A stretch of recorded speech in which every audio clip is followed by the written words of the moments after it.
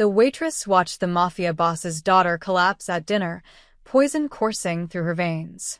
Everyone panicked, except one man who stayed too calm. So she stole $2 million from his vault, crossed state lines, and made a deal with his enemies. What she didn't know, saving that little girl would make her the most dangerous woman in his empire. The crystal chandelier above the Russo family dining table cast dancing shadows across 12 place settings of bone china that would never be used. Don Vittorio Russo didn't believe in wasted space, only wasted opportunities. Tonight, like most nights, only 3 plates held food, his own, his daughter's, and his consigliere's. Ana Morales moved silently between the kitchen and dining room, her worn shoes making no sound on the marble floor. She'd perfected the art of invisibility over 18 months of working in this mansion. In a house where men spoke in whispers and threats, being forgotten was survival. "Daddy, can I have more pasta?" 8-year-old Isabella's voice was the only pure thing in the Russo estate.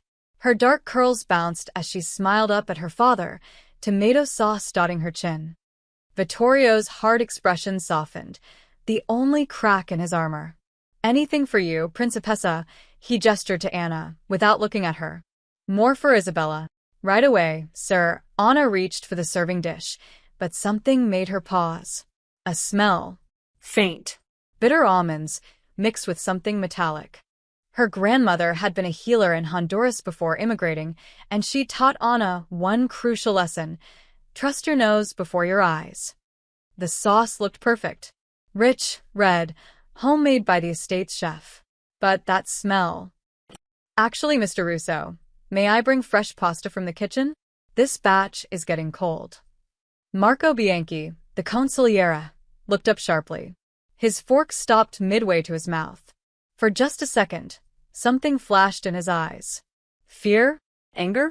It vanished so quickly Anna almost thought she'd imagined it. "The girl barely touched her food, and you're worried about temperature?" Marco's laugh was smooth as silk. "You're too devoted, Anna. Sit down, Isabella. Finish what you have." But Anna had already lifted the serving dish. "It'll only take a moment." Isabella said she wants more pasta. Vittorio's voice cut through the room like a blade. "Marco, when did you start telling my daughter what to do?" The temperature in the room dropped 10 degrees. Marco's smile tightened. "Of course, Don Russo. I apologize." Anna hurried to the kitchen, her heart hammering. She dumped the remaining pasta into a container and hid it in the back of the industrial refrigerator. Something was wrong. She could feel it in her bones, the same way she'd felt danger in the streets of Tegucigalpa before her family fled north. When she returned with fresh pasta, Isabella was laughing at something her father said. The child's joy was infectious, and even Marco seemed to relax. Anna served the new portion, watching carefully as Isabella took her first bite. This is better," Isabella declared. "Anna always knows what I like." "That's because Anna pays attention." Vittorio's eyes met hers for a brief moment. "Unlike some people." The meal continued for another 20 minutes. Anna cleared the appetizer plates, refilled water glasses, and prepared dessert. Everything seemed normal. She was starting to think she'd overreacted about the smell. Then Isabella coughed. It started small, just a tickle in her throat. But within seconds, the cough became violent. The girl's face flushed red, then drained to a sickly white. "Bella?" Vittorio was on his feet instantly. "Bella, what's wrong?" Isabella tried to speak, but only a wheeze emerged. Her small hands clutched at her throat. Her eyes, wide with terror, found her father's face. "Call Dr. Chen. Now." Vittorio scooped his daughter into his arms as she convulsed. "Marco, get the car." But Anna saw what the others missed. While Vittorio cradled his choking daughter, while guards rushed in from their posts, while chaos erupted through the mansion, Marco Bianchi stood perfectly still. His face showed concern, yes. His mouth formed the right words of shock and worry. But his eyes were watching Vittorio, studying him, measuring his reaction like a scientist observing an experiment. And in that crystalline moment of clarity, Anna knew Marco had been expecting this. The next 3 hours blurred together in a nightmare of medical equipment, stern-faced doctors, and Vittorio's barely controlled rage. Dr. Chin arrived within 15 minutes, his emergency bag already open before he reached Isabella's bedroom. 2 more specialists appeared within the hour, summoned by a single phone call from the most powerful man in the Southern Territories. Anna stayed in the shadows, cleaning up abandoned coffee cups and dinner plates that no one remembered leaving behind. She watched. She listened. "It's definitely poisoning," Dr. Chin told Vittorio in the hallway, his voice low. "But I can't identify the toxin. It's not arsenic, not cyanide, not any of the common compounds. Her symptoms are unusual. Respiratory distress, cardiac arrhythmia, but also neural involvement. Whatever this is, it's sophisticated." "How long does she have?" Vittorio's voice was dead calm. Anna had learned that was when he was most dangerous. 48 hours. Maybe less. Without identifying the poison, I can't administer the right antidote. I'm keeping her stable, but Dr. Chin trailed off, the implication clear. Vittorio said nothing. He simply turned and walked back into his daughter's room, closing the door with a gentle click that somehow sounded more terrifying than a slam. Anna found Marco in the study, pouring himself a drink. "Terrible thing," he said, not turning around. "I've sent word to our contacts. If someone did this, we'll find them." "She ate from the same pasta as you," Anna said quietly. "The original serving." Marco's hand paused, the whiskey bottle hovering over his glass. "What are you implying?" "Nothing, sir. Just an observation." Anna moved to empty his ashtray, getting closer to his desk. "We all ate from the same kitchen. Strange that only she got sick." "Children are fragile." Marco poured his drink, his back still to her. "Could be anything. Allergy, virus, bad shrimp from lunch." But Anna's eyes were already scanning his desk. Papers everywhere, shipping manifests, account ledgers, letters in Italian. Then she saw it, a corner of notebook paper sticking out from under a leather portfolio. Chemical formulas. She recognized some from her grandmother's old medical books, compounds, dosages, mixing instructions. And a name, Moranti Chemical Supply, Phoenix, Arizona. The Morantis, the rival cartel that had been trying to muscle into Russo territory for 5 years. The family that Vittorio had sworn to destroy. Anna's blood ran cold. "You should get some rest," Marco said, finally turning around. His eyes locked onto hers, and Anna saw the calculation there. He was wondering what she'd seen, how much she'd guessed. "It's going to be a long night. The Dom will want fresh coffee every hour, I imagine." "Yes, sir." Anna bowed her head and left, but her mind was racing. The poison came from inside the house. Marco had access to Isabella's food. He had connections to the Morantis, probably secret deals that would make him rich and powerful when Vittorio fell apart over his daughter's death. A grief-stricken Don was a vulnerable Don. The families would see weakness. They'd move in like sharks. And Marco would be there to pick up the pieces. But Anna had no proof. Just a smell she couldn't explain, a look she might have misread, and a piece of paper covered in chemicals. If she went to Vittorio with suspicions, he'd never believe her. She was just a maid. Marco was his oldest friend, his trusted advisor, the man who'd stood beside him for 15 years. Upstairs, she could hear Isabella crying out in her medicated sleep. The sound carved into Anna's heart. The child had been kind to her from day one, treating her like a person instead of furniture. Isabella asked about Anna's family, her hobbies, her favorite books. She drew pictures for Anna and hid them in her apron pockets, little gifts that made the long days bearable. Anna stopped outside Vittorio's private office and stared at the door. Behind it was the vault. She'd cleaned this room 100 times, had memorized every detail including the electronic keypad that Vittorio thought no one noticed him using. 0-4-1-3. April 13th, Isabella's birthday. Inside that vault was money. Lots of it. Enough to buy anything. maybe even a little girl's life. Anna pulled out her phone and Googled Moranti Chemical Supply Phoenix. The website was professional, clean, a front, obviously. But there was a contact number, an address, business hours. She looked at the time. 11:47 p.m. In Isabella's room, another cry of pain echoed through the walls. Anna made her decision. She would steal from the devil himself to save an angel. And whatever happened next, execution, torture, exile, would be worth it. If she was right about Marco, she was the only chance Isabella had. If she was wrong, she'd be dead by morning anyway. At 2:17 a.m., the Russo mansion finally fell silent. The doctors had sedated Isabella after her third seizure. Vittorio remained at her bedside, his hand wrapped around her small fingers. The guards had retreated to their posts, exhausted from hours of high alert. Anna waited in the servants' quarters until Maria, the head housekeeper, started snoring. Then she slipped out, barefoot, wearing black leggings and a dark sweater. Her maid's uniform lay folded on her bed. She might never wear it again. The office door was unlocked. Vittorio never locked internal doors. He didn't fear anyone inside his own walls. That arrogance would cost him 2 million euros tonight. Anna's hands trembled as she approached the vault, hidden behind a false panel in the bookshelf.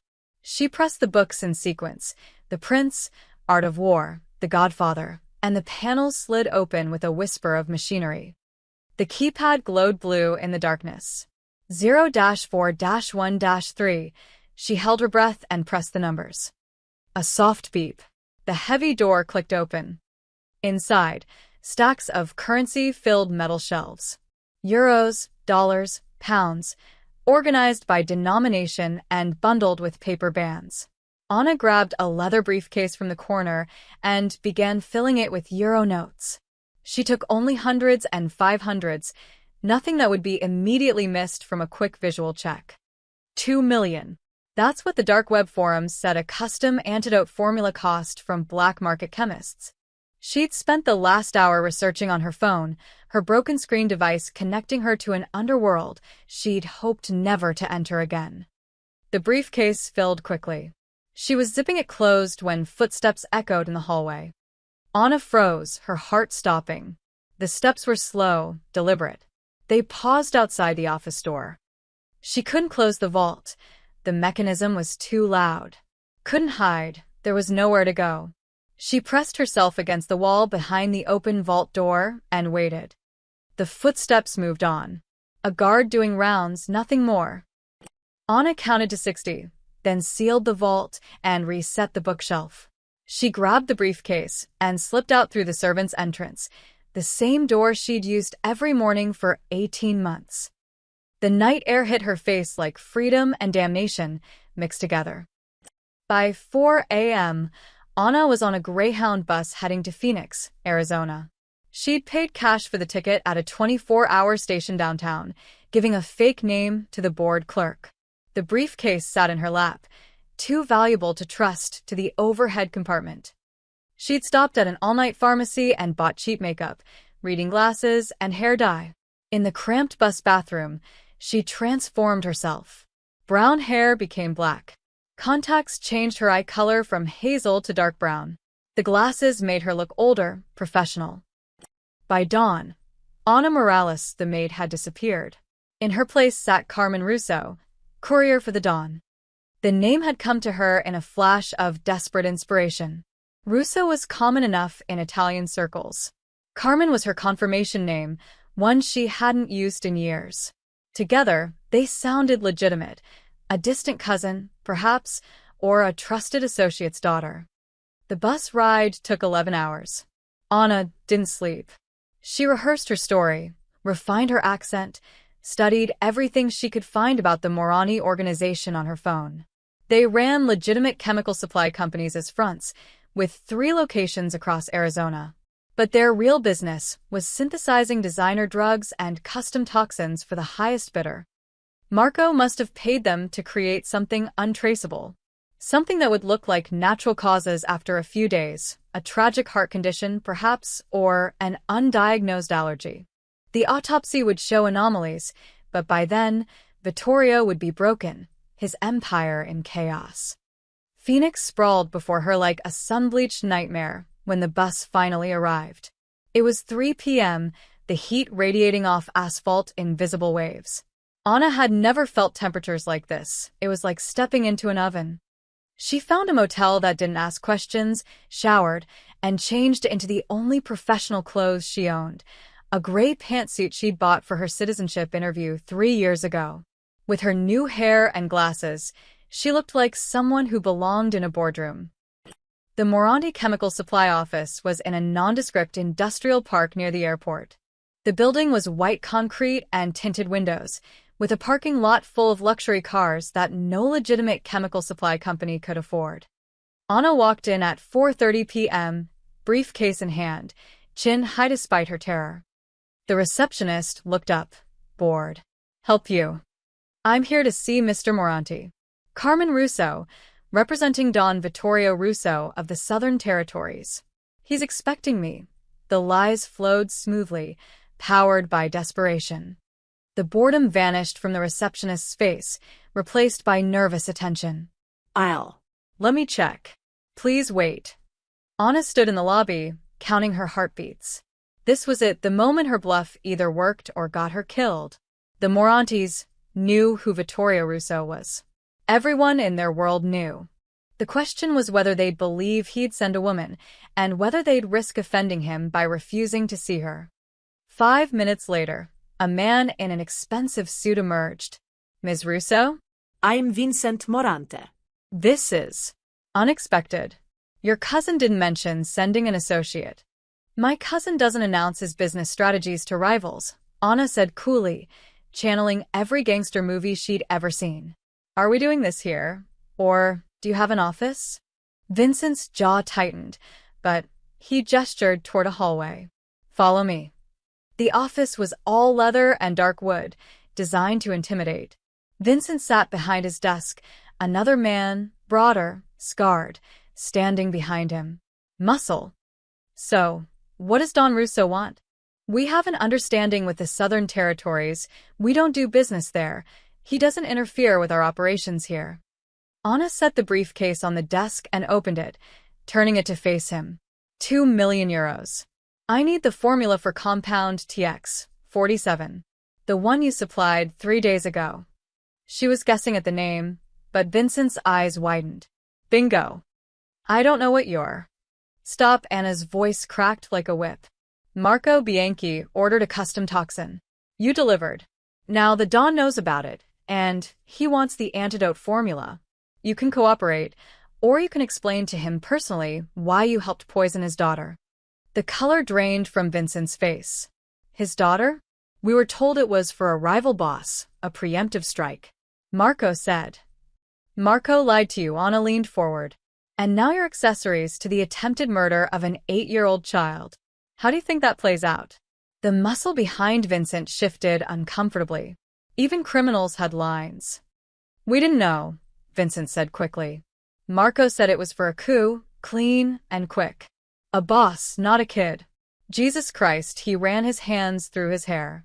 "If Russo thinks we deliberately. Give me the formula, and he never has to know you were involved. You were just suppliers." Marco acted alone. "But refuse me." Anna let the threat hang in the air. "You refuse me. You refuse Don Russo. And you know what happens when he's insulted." Vincent looked at his associate, then back at Anna. The calculation was clear in his eyes. 2 million euros and their lives, or pride and certain death. "We'll need 24 hours to." "You have 2. The child is dying." After a tense silence, Vincent nodded. "Wait here." He left the office. Anna sat perfectly still, though her legs were shaking under the desk. The muscle watched her with cold eyes, his hand never far from his jacket. 30 minutes later, Vincent returned with a folder. The synthesis notes, dosage calculations, and antidote formula. Everything Marco bought from us. Anna took the folder without looking at it. "Your business with the Russo family is concluded. Forget this meeting happened." She walked out with the briefcase still full of money and the folder clutched to her chest. not daring to believe it had worked until she was 3 blocks away. But she didn't see Vincent's associate make a phone call as she left. Didn't hear him say, "Russo's maid just bought the poison formula." Yeah, the maid. Something's wrong, call the other families. This could be our opening. Anna made it back to the mansion in record time, a red-eye flight using her real passport, a decision born of desperation rather than logic. She clutched the folder inside her jacket, the formulas that could save Isabella pressed against her racing heart. The briefcase full of money sat at her feet. She hadn't spent a single euro. Dawn was breaking over the Russo estate when the taxi dropped her at the service entrance. The house looked different somehow, sharper, more alert. Every window seemed to watch her approach. She paid the driver and stepped onto the gravel driveway. Her feet had barely touched the ground when they appeared. 6 men, armed, emerging from the shadows like wolves. Tony Gallo, head of security, led them. His face was stone. "Ana Morales, you're coming with us. I need to see the Don." "You'll see him all right." Tony grabbed her arm, his grip bruising. "After you explain why his vault is 2 million euros light." Anna's stomach dropped. They'd discovered it already. Of course they had. Vittorio was meticulous about his money. He probably inventoried the vault daily. "I can explain, I have." She reached for the folder, but another guard seized her other arm. The briefcase fell, popping open. Stacks of euros spilled across the driveway. "Well, look at that," Tony said, his voice dripping with disgust. "Didn't even spend it yet. What was the plan, Anna? Wait for the kid to die and slip away in the chaos." No. "I went to Phoenix, too." "Shut up." Tony dragged her toward the house. The other guards formed a tight circle around her, weapons drawn. They weren't taking chances. Inside, the mansion buzzed with barely controlled fury. Staff members pressed against walls as Anna was marched through, their faces mixing pity and judgment. Maria, the head housekeeper, crossed herself and looked away. They threw Anna into the wine cellar, a converted holding cell that had seen more than its share of traitors. The heavy door slammed shut, leaving her in darkness broken only by a single bulb swinging from the ceiling. Hours passed. Or maybe minutes. Time lost meaning in the underground silence. Anna clutched the folder, smoothing its edges, praying she'd get a chance to explain before they put a bullet in her head. Upstairs, she later learned, Marco Bianchi was delivering his performance of a lifetime. 2 million euros, Vittorio. Your own maid. Marco paced the Don's office, his face flushed with calculated outrage. While your daughter fights for her life, this woman steals from you. Probably been planning it for months. Vittorio stood at the window, his back to the room. He hadn't moved in 10 minutes. Hadn't spoken. Isabella's labored breathing echoed through the baby monitor on his desk, each wheezing gasp a countdown to the unthinkable. She flew to Phoenix, Marco continued, checking his phone with practiced casualness. My contact saw her meeting with the Morantes. The Morantes, Vittorio. Your enemies. That got a reaction. Vittorio turned, his face a mask of cold rage. She met with them. For 2 hours. Private office, closed doors. Then she flew back here with your money.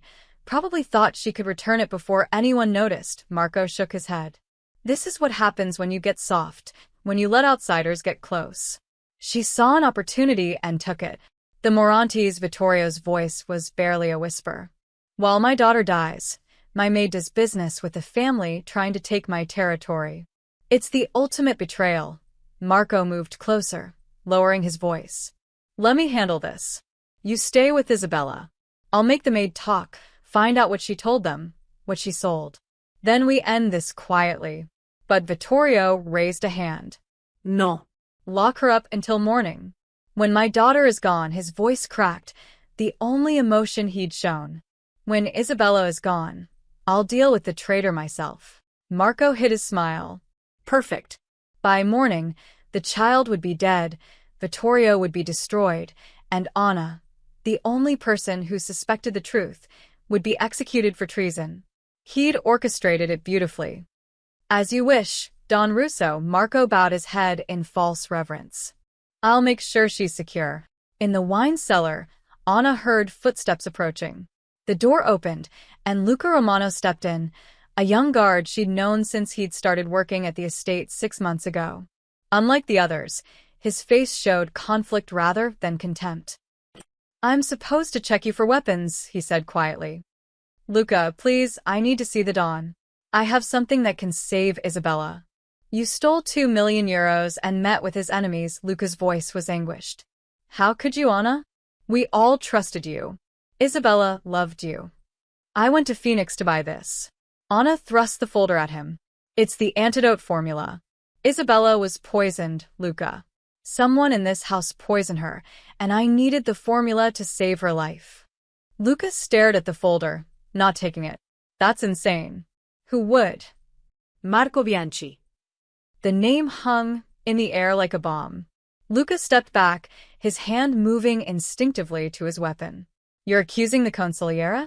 Anna, they're going to execute you at dawn. Don't make it worse with crazy conspiracy theories. Look at the folder. It's from Moranti Chemical Supply. They created the poison. Marco ordered it 3 days ago. I saw the paperwork in his study. He's working with the Morantis to destroy the Don. Then why would you steal money and go to them? If you had proof, you should have. Vittoria would never believe me. Anna's voice broke. I'm nobody. A maid from Honduras who cleans toilets and serves pasta. Marco is his oldest friend. I needed the antidote to prove I was right, to save Isabella before it was too late. Luca looked at the folder, then at Anna. She could see him wrestling with it, trained loyalty versus human doubt. Please, Anna whispered. If I'm lying, Isabella dies anyway, and you can execute me with a clear conscience. But if I'm right and you do nothing, an innocent child dies because we were all too afraid to question Marco Bianchi. The silence stretched between them. Upstairs, through the floorboards, they could hear raised voices. Dr. Chen shouting orders. A machine beeping frantically. Luca snatched the folder from Anna's hands. I'll give it to Dr. Chen. If you're lying, if this makes things worse. It won't. I swear on my life. Your life's already forfeit, but Luca's eyes were softer now, less certain. The Don ordered your execution at dawn. Said you'll answer for this when his daughter is gone. Then we have until dawn. Anna grabbed the bars of her cell. Tell Dr. Chen the poison is a custom synthetic compound, TX 47. The antidote synthesis is on page 4. The dosage calculations are based on Isabella's weight. I made sure they. How do you know her weight? I helped the nurse measure her last month for new school uniforms. Anna's voice was fierce now, urgent. I know everything about that little girl, Luca. I know she's allergic to strawberries, that she can't sleep without her rabbit nightlight, that she wants to be a veterinarian when she grows up. I didn't steal from her father to betray her. I stole to save her life. Luca looked at her for a long moment, then nodded once. If you're wrong, God help you. If I'm wrong, God help us all. He left, taking the folder with him. The door locked behind him with a final sounding click. Anna slid down the wall and sat on the cold concrete floor, her hands shaking now that the adrenaline was fading. She'd done everything she could. The rest was up to fate, science, and whether one conflicted guard would risk his career on the word of a desperate maid. Through the ceiling, Isabella's monitor crackled with another weak, rattling breath. Anna closed her eyes and prayed in Spanish, the words her grandmother had taught her, begging God for a miracle she wasn't sure she deserved. Outside her cell, the eastern sky began to lighten. Dawn was coming. The first rays of sunlight cut through the wine cellar's small window like divine judgment. Anna hadn't slept. Every sound from above, footsteps, voices, the mechanical hum of medical equipment, sent her heart racing with hope or dread. At 6:47 a.m., the door burst open. Tony Gallo stood there, his face unreadable. Behind him, 2 more guards. On your feet. The Don wants you upstairs. Anna's legs nearly gave out as she stood. This was it. Isabella must have died during the night, and now Vittoria would extract his revenge personally. She'd failed. The formula had been wrong, or too late, or... Move, Tony grabbed her arm, pulling her up the stairs. The mansion was eerily quiet. Staff members lined the hallways, their faces solemn. Some cried. Others stared at Anna with undisguised hatred. Maria spat at her feet as she passed. They led her past Isabella's room. The door was closed, but Anna could hear voices inside. Urgent, but not panicked. Not grieving. Something else. Tony pushed her into Vittorio's study and forced her into a chair. The Don sat behind his massive desk, his face haggard. He looked like he'd aged a decade overnight. Marco stood beside him, one hand on Vittorio's shoulder in a gesture of support that made Anna's skin crawl. "Do you have anything to say before sentence is carried out?" Vittorio's voice was empty, hollowed out by grief. Ana liftet herçin. Did Dr. Chin receive the formula? Did he give Isabella the antidote? Marco's hand tightened on Vittorio's shoulder. Unbelievable. Even now, she maintains this fiction about. "I asked the Don, not you." Anna's eyes never left Vittorio's face. "Your daughter was poisoned with a synthetic compound called TX-47. I went to Phoenix to buy the antidote formula from the Moranis because someone in this house, someone you trust, paid them to create the poison. I stole your money to save your daughter's life. If that makes me a traitor, then kill me. But tell me first, did Dr. Chin use the formula?" Vittorio stared at her, his expression unreadable. The silence stretched so long that Anna thought he wouldn't answer. Then, he did. Anna's heart leaped. And nothing. "You brought chemical formulas from our enemies and convinced a guard to give them to my daughter's doctor. He administered some experimental compound at 3 a.m. based on the word of a thief." Vittorio stood, his movements slow and deliberate. "You could have killed her faster. But I didn't." Anna's voice was steady now. "Is she dead, Mr. Russo?" "Not yet." The words were bitter. "Not yet. Then there's still hope." "Hope." Marco laughed, the sound sharp. "She's brain damaged from the seizures, Vittorio. Even if she survives, she'll never be the same." This woman's interference. A sound cut through the room, distant but clear. A child's cough. Not the violent, choking gasps of the night before. A normal cough, followed by a weak voice. "Daddy?" Vittorio's head snapped toward the door. His eyes went wide. Daddy, I'm Festi. The Don moved faster than Anna had ever seen him move. He sprinted from the study, Marco, and the guards close behind. Anna stayed in her chair, her hands gripping the armrests, afraid to believe what she'd just heard. Footsteps thundered overhead. Shouts, not of anguish, but of disbelief. Dr. Chen's voice, loud and professional. "Her vitals are stabilizing. Heart rate normalizing. Respiratory function improving." Then, cutting through everything, Isabella's small voice. "Why is everyone crying?" "I just want apple juice." Anna's vision blurred with tears. The little girl was alive, awake, asking for juice like it was any other morning. The antidote had worked. Minutes passed like hours. Anna sat alone in the study, listening to the chaos above transform into celebration. Nurses were crying. Staff members were hugging. Someone started praying loudly in Italian. When Vittorio finally returned, his face was transformed. The haunted look was gone, replaced by something Anna had never seen in him before. Pure, overwhelming relief. His eyes were red-rimmed, his cheeks wet with tears he hadn't bothered to hide.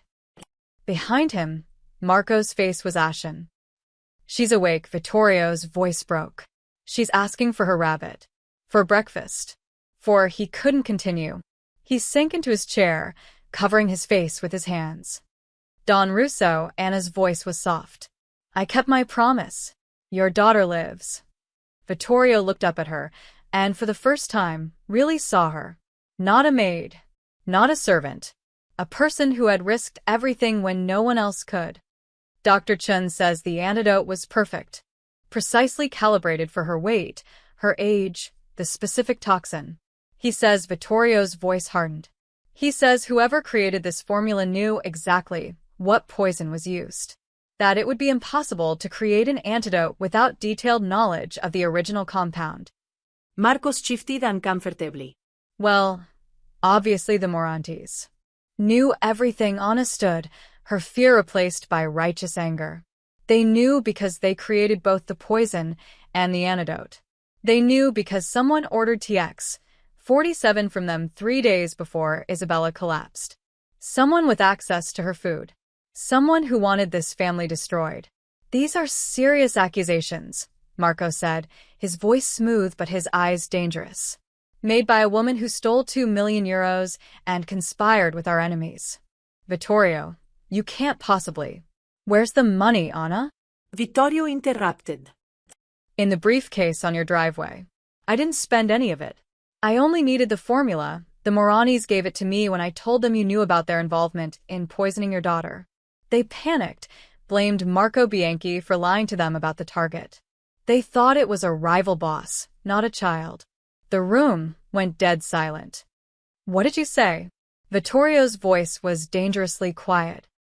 They said Marco told them it was for a coup. A quick, clean kill of a rival. When I said it was Isabella, they gave me everything. They didn't want you coming after them for killing a little girl. Marco laughed, but it sounded hollow. This is absurd. I've been your friend for 15 years. This woman is a criminal who... Show me the briefcase, Vittorio said to Tony. The head of security left and returned minutes later with a battered case. He opened it on the desk. €2 million, exactly as Anna had packed it, minus a few bills that had scattered on the driveway. She brought it back, Tony said, his voice uncertain now. All of it. Because I never wanted the money. Anna's voice rang clear. I wanted Isabella to live. I needed the formula, and the only way to get it was to pretend I had your authority. The Moranis believed me because I had your vault codes, your money. They thought I was your courier. Vittorio turned to Marco slowly. You were with me when I set those codes. You're the only other person who knows Isabella's birthday is 0-4-1-3". Vittorio, you're exhausted. You're not thinking clearly. How did Anna know to go to Phoenix? Vittorio continued, his voice growing colder. How did she know which company to contact? How did she know the designation TX-47? She probably. I saw the purchase order in your study. Anna's words fell like hammer blows. 3 nights ago, when Isabella first collapsed. You were too calm, Mr. Bianchi. While everyone panicked, you just watched. So I searched your desk and found chemical formulas, supply chain documents, and shipment confirmations from Moranti Chemical Supply. All signed with your name. Marco's composure finally cracked. You broke into my study? You violated my private. Did you order TX-47 from the Morantis? Vittorio stood, his full height and presence filling the room. Of course not. This is a setup, can't you see? She's working with them, probably has been for months. They're trying to destroy us from within, and you're falling for her. Then you won't mind if I call Vincent Moranti right now and ask him. Vittorio pulled out his phone. For just a second, barely a heartbeat, Marco's mask slipped entirely. Anna saw the calculation in his eyes, the trapped animal panic, the rage of a plan unraveling. Then he lunged for the door. Tony caught him before he'd taken 3 steps, slamming him against the wall with enough force to crack the plaster. 2 other guards had their weapons drawn instantly. Close the doors, Vittorio said softly. No one leaves until I'm done cleaning house. Marco struggled against Tony's grip, his polished facade completely shattered. Vittorio, please let me explain. Explain what? How you tried to murder my daughter. How you betrayed 15 years of friendship. The Don's voice was colder than Anna had ever heard it. How you thought I'd fall apart and let you pick up the pieces. It wasn't supposed to be this way. You've gotten weak, Vittorio. The families see it. Someday, someone was going to move against you and I... So you decided to be that someone. Vittorio nodded slowly. Take him to the basement. I'll deal with him when I'm ready. As the guards dragged Marco away, his eyes found Anna's. The hatred there was pure and absolute. You stupid girl, he hissed. You have no idea what you've done. No idea what's coming. Then he was gone, his protests echoing down the hallway until a door slammed and cut them off. Anna stood alone with Vittorio in the study. The morning sun streamed through the windows, illuminating dust motes that danced like tiny stars. "You saved my daughter's life," Vittorio said finally. "You risked everything, your freedom, your life, for a child who wasn't yours. She deserves a future, Mr. Russo. Every child does." Vittorio studied her for a long moment. "My men tell me the staff is calling you. The thief who saved the Don's blood, they're split. Half want you executed for the vault, half want you honored for saving Isabella. And what do you want, sir?" The Don walked to his window, looking out over his estate. "I want to know why. Why would a maid risk everything? You could have run with the money, could have disappeared. Why come back?" Anna thought of her grandmother, of Sunday masses in Tegucigalpa, of her mother teaching her that some things mattered more than survival. "Because Isabella calls me by my name," she said simply. "In this house full of men who see me as furniture, she sees me as a person. That's worth dying for." Vittorio turned, and Anna saw tears on his face again. "Go to her," he said. "She's been asking for you." Anna found Isabella propped up against pillows, her face pale but alive with that spark of childhood resilience that could weather any storm. The girl's eyes lit up when Anna entered. "Anna." "They said you went away." "I had bad dreams." Isabella reached out her small hand. Anna took it gently, fighting back tears. "I'm here now, Principessa. I'm not going anywhere." "Good. Because nobody reads stories like you do." Isabella smiled, then yawned. "I'm really tired, but Daddy says I'm going to be okay." He was crying. I've never seen Daddy cry. He was very worried about you. Were you worried too? Anna squeezed the girl's hand. "More than you know." She stayed with Isabella until the child drifted back to sleep, her breathing steady and strong. Dr. Chin monitored vitals from a chair in the corner, occasionally checking his equipment with the relieved expression of a doctor who just witnessed the impossible. When Anna finally left the room, she found the mansion transformed. Staff members who'd spat at her that morning now nodded respectfully. Some even smiled. Word had spread. The maid had saved the Don's daughter. But Anna felt no triumph. Only exhaustion and the creeping certainty that Marco's words, "You have no idea what's coming," weren't an empty threat. She was right. That afternoon, Vittorio summoned her to his private dining room. She entered to find him sitting alone at the long table, a bottle of expensive wine open before him. He poured 2 glasses without asking. "Sit." Anna sat, uncomfortable with the intimacy of the moment. Dons didn't drink with maids. "I need to understand something," Vittorio said, pushing a glass toward her. "How did you know the formula would work? You're not a doctor. Not a chemist. You risked everything on information from my enemies." "My grandmother was a healer. She taught me about poisons, antidotes, how the body responds to toxins. When I saw Isabella's symptoms, the specific progression, the respiratory failure combined with cardiac issues, I recognized the pattern. It matched old formulas in my grandmother's journals, but more sophisticated, modern. And you remembered all that." "I remember everything about survival, Mr. Russo.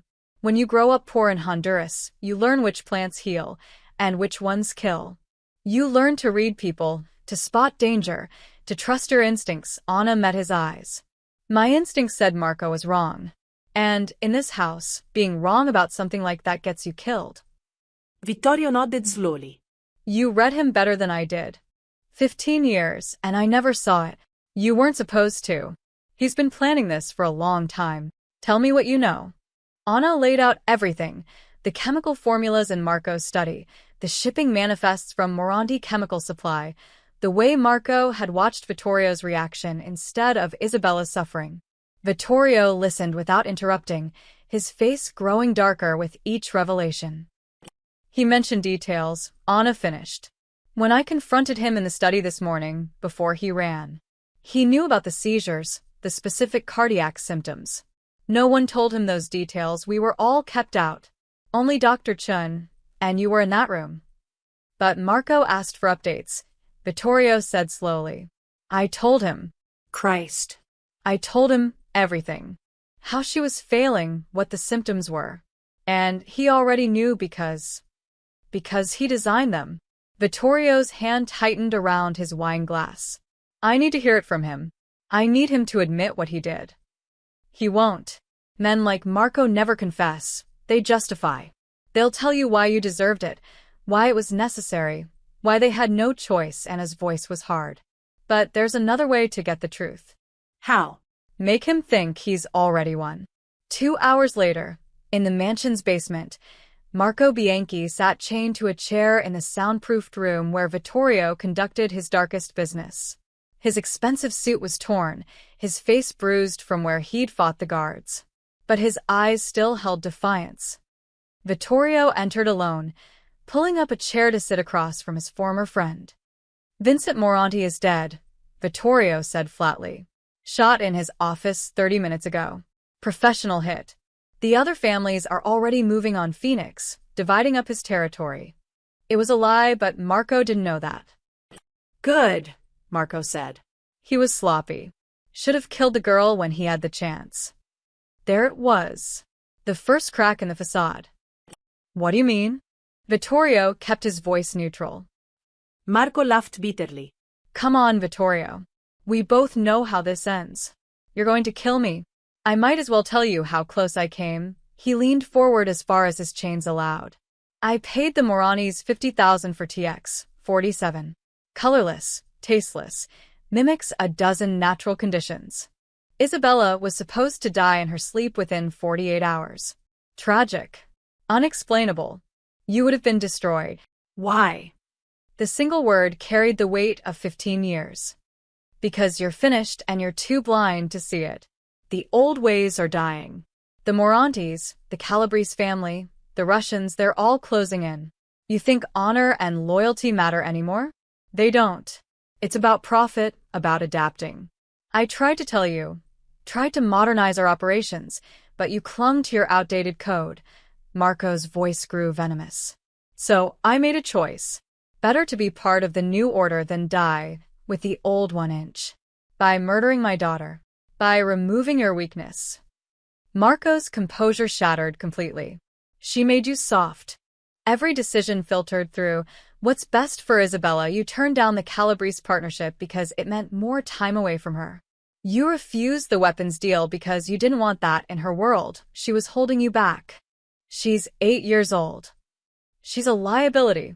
And when she was gone, you would have been vulnerable. Broken. The families would have moved in, and I was positioned to broker the transition. A peaceful transfer of power, new alliances, real profit. Instead, you're damned Maid. Marco's face twisted with rage. Ruins everything. How? How did a cleaning woman outsmart my entire plan? Because she saw what I couldn't. Vittorio stood, his voice cold as winter. She saw the truth about you. Behind the two-way mirror, Anna watched with Tony and 3 other guards. Dr. Chen stood beside her, recording everything on his phone at Vittorio's request. He actually admitted it, Dr. Chen whispered, horrified. 15 years of friendship, and he poisoned a child. He never saw her as a child, Anna said quietly. Just an obstacle. On the other side of the glass, Marco was still talking, the words pouring out now in a toxic flood of justification and rage. I had it all planned. The Morantis would take Phoenix, I'd take your territories, and we'd split the profits. A new era, Vittorio. But you were so busy playing the devoted father, he spat the words like curses, that you couldn't see the empire crumbling around you. My empire is stronger than ever, Vittorio said softly. Because it's built on something you never understood. What? Love. Marco laughed. Love doesn't pay soldiers. Doesn't move product. Doesn't. Loyalty, Vittorio's voice cut through the rant. Real loyalty. The kind that makes a maid risk her life for a child who isn't hers. The kind that makes men follow you into hell because they know you'd do the same for them. You never had that, Marco. You only had fear. And that's why you lost. Marco's laughter died. For the first time, real fear flickered across his face. What are you going to do? Vittorio walked to the door, then paused. Vincent Moranti isn't dead. Elite. But by tomorrow morning, every family in the South will hear this recording. They'll know you plan to betray your Don, to poison a child, to broker their territories like real estate. Vittorio, wait. They'll know you're a traitor. And in our world, Marco, there's no worse death than being marked by your own kind. Vittorio, open the door. I'm not going to kill you. I'm going to let everyone else do it for me. No. Vittorio, please. We can work this out. I can still be useful. But the Don was already gone, leaving Marco alone with his confession and his rapidly approaching fate. In the observation room, Anna turned away from the mirror. She'd heard enough. What'll happen to him? She asked Tony. The security chief's face was grim. The Don will release him at the edge of Morani territory, with the recording on every burner phone in the criminal network. The Morantis will find him first, probably. After that, he shrugged. Nature takes its course. That's not murder. That's justice. Tony looked at her with new respect. You saved the Don's daughter and exposed a traitor. In this world, that makes you family. Anna thought about that word. Family. She'd lost hers years ago. Her mother to cancer, her father to violence, her grandmother to old age. She'd been alone for so long, surviving on the edges of other people's lives. Now a child upstairs called her by name. A Don had trusted her with the truth. And dangerous men looked at her with respect instead of dismissal. She wasn't sure if that made her lucky or damned. Probably both. Marco Bianchi disappeared on a Tuesday morning. Vittorio's men drove him to the outskirts of Phoenix and left him at a gas station with nothing but the clothes on his back and a working knowledge of what was coming. The recording of his confession had already been sent to every major player in the Southwestern Territories, time-stamped, authenticated, impossible to deny. By noon, Marco's face was on every criminal network from Los Angeles to Miami. Not as a target for execution, but as something worse, a warning. A cautionary tale about what happened to men who betrayed the old codes. Anna watched from the mansion as Vittorio orchestrated Marco's destruction with surgical precision. He made no grand speeches, issued no dramatic threats. He simply let the truth work its way through the underworld like poison through veins. Why not just kill him? Anna asked one evening as Vittorio reviewed financial documents in his study. 3 days had passed since Marco's release, and already the reports were coming in. Death is quick, Vittorio said without looking up. Marco took something precious from me, my peace of mind, my trust, nearly my daughter. He doesn't deserve quick. What's happening to him out there? Vittorio finally looked at her, his eyes cold. The Moranis put a price on his head for involving them in poisoning a child. The Calabrese family blacklisted him for plotting to sell their territories. His bank accounts are frozen. I made some calls to people who owe me favors. His safe houses have been compromised. His contacts won't answer his calls. So he's just running. He's dying slowly. Vittorio's voice carried no satisfaction, only statement of fact. Every door that once opened for him is now closed. Every friend has become an enemy. By the end of the month, he'll be nobody. Just another desperate man with nothing left to lose. And that's when someone will find him. Anna felt a chill. This was the world she'd stepped into, where justice wasn't swift or merciful, but inevitable and cruel. The authorities, she asked, already received anonymous tips about Marco's involvement in several unsolved cases. Tax evasion, money laundering, conspiracy to commit murder. Vittorio smiled without humor. If the families don't get him first, the FBI will. Either way, he's finished. Within a week, the pieces fell into place exactly as Vittorio predicted. Federal agents raided Marco's home, finding documents he'd been too arrogant to destroy, evidence of deals, bribes, and murders spanning a decade. His lawyer stopped returning calls. His mistress sold her story to a tabloid. His elderly mother, living in a nursing home he'd paid for, received notice that the payments had stopped. Marco tried to run to Mexico, but the cartels there had heard the recordings. They turn him away at the border with broken ribs and a warning. There's no place for child killers here. He tried to buy protection from the Russian mob in Las Vegas.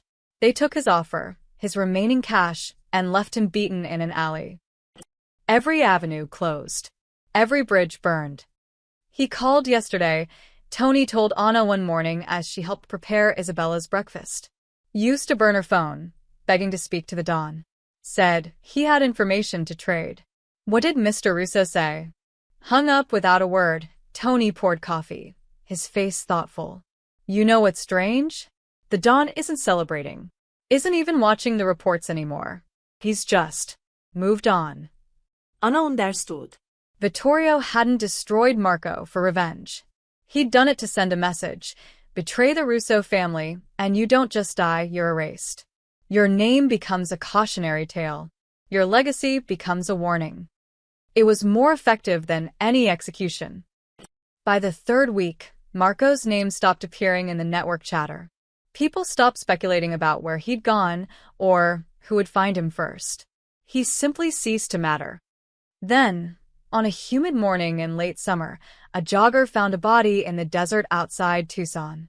Male, mid-40s, dead from dehydration and exposure.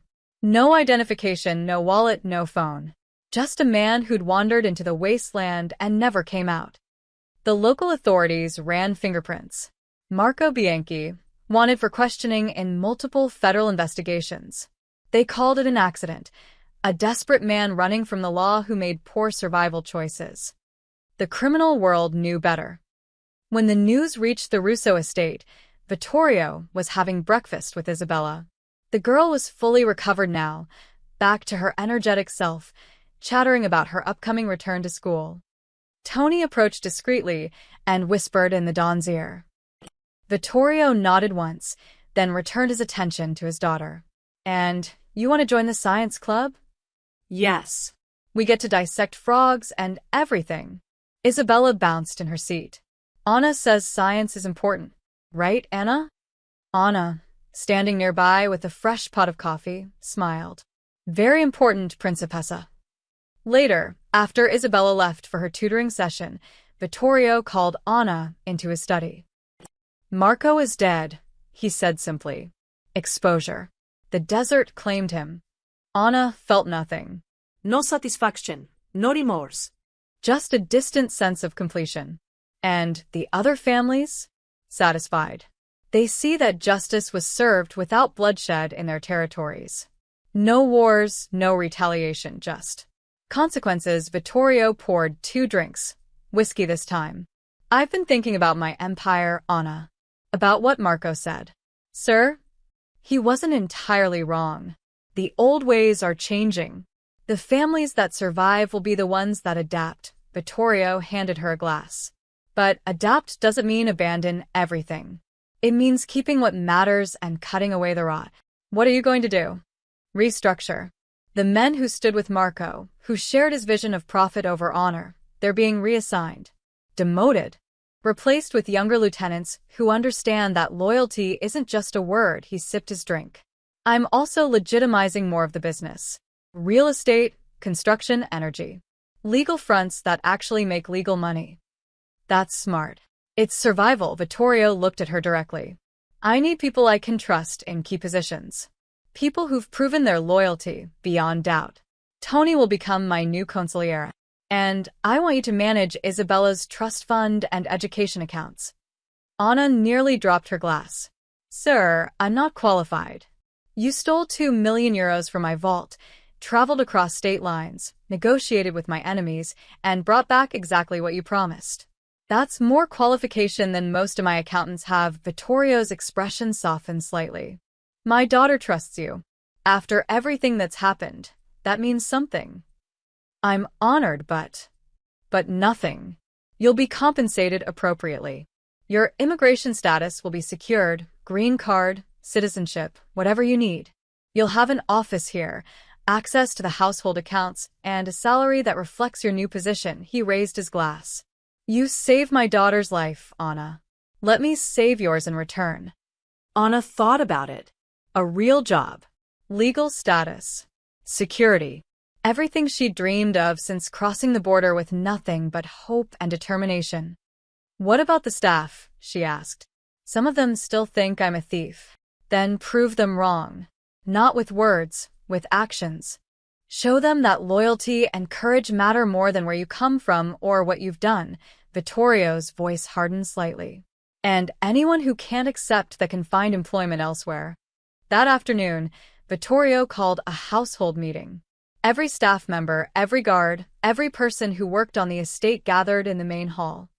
3 weeks ago, someone tried to destroy this family from within, Vittorio began, his voice carrying through the room. "A man I trusted more than anyone used that trust to poison my daughter. He would have succeeded, but for the courage of one person who saw what others missed." Eyes turned to Anna, standing near the back with Maria and the other household staff. Ana Morales risked everything to save Isabella. She broke my rules, yes. Stole my money, yes. But she did it for the right reasons, and she came back to face the consequences. Vittorio's gaze swept the room. "From this day forward, she is not a maid. She is Isabella's caretaker and financial guardian. She is family. Anyone who has a problem with that can collect their final paycheck and leave." Silence. Then, slowly, Tony began to clap. Other guards joined in.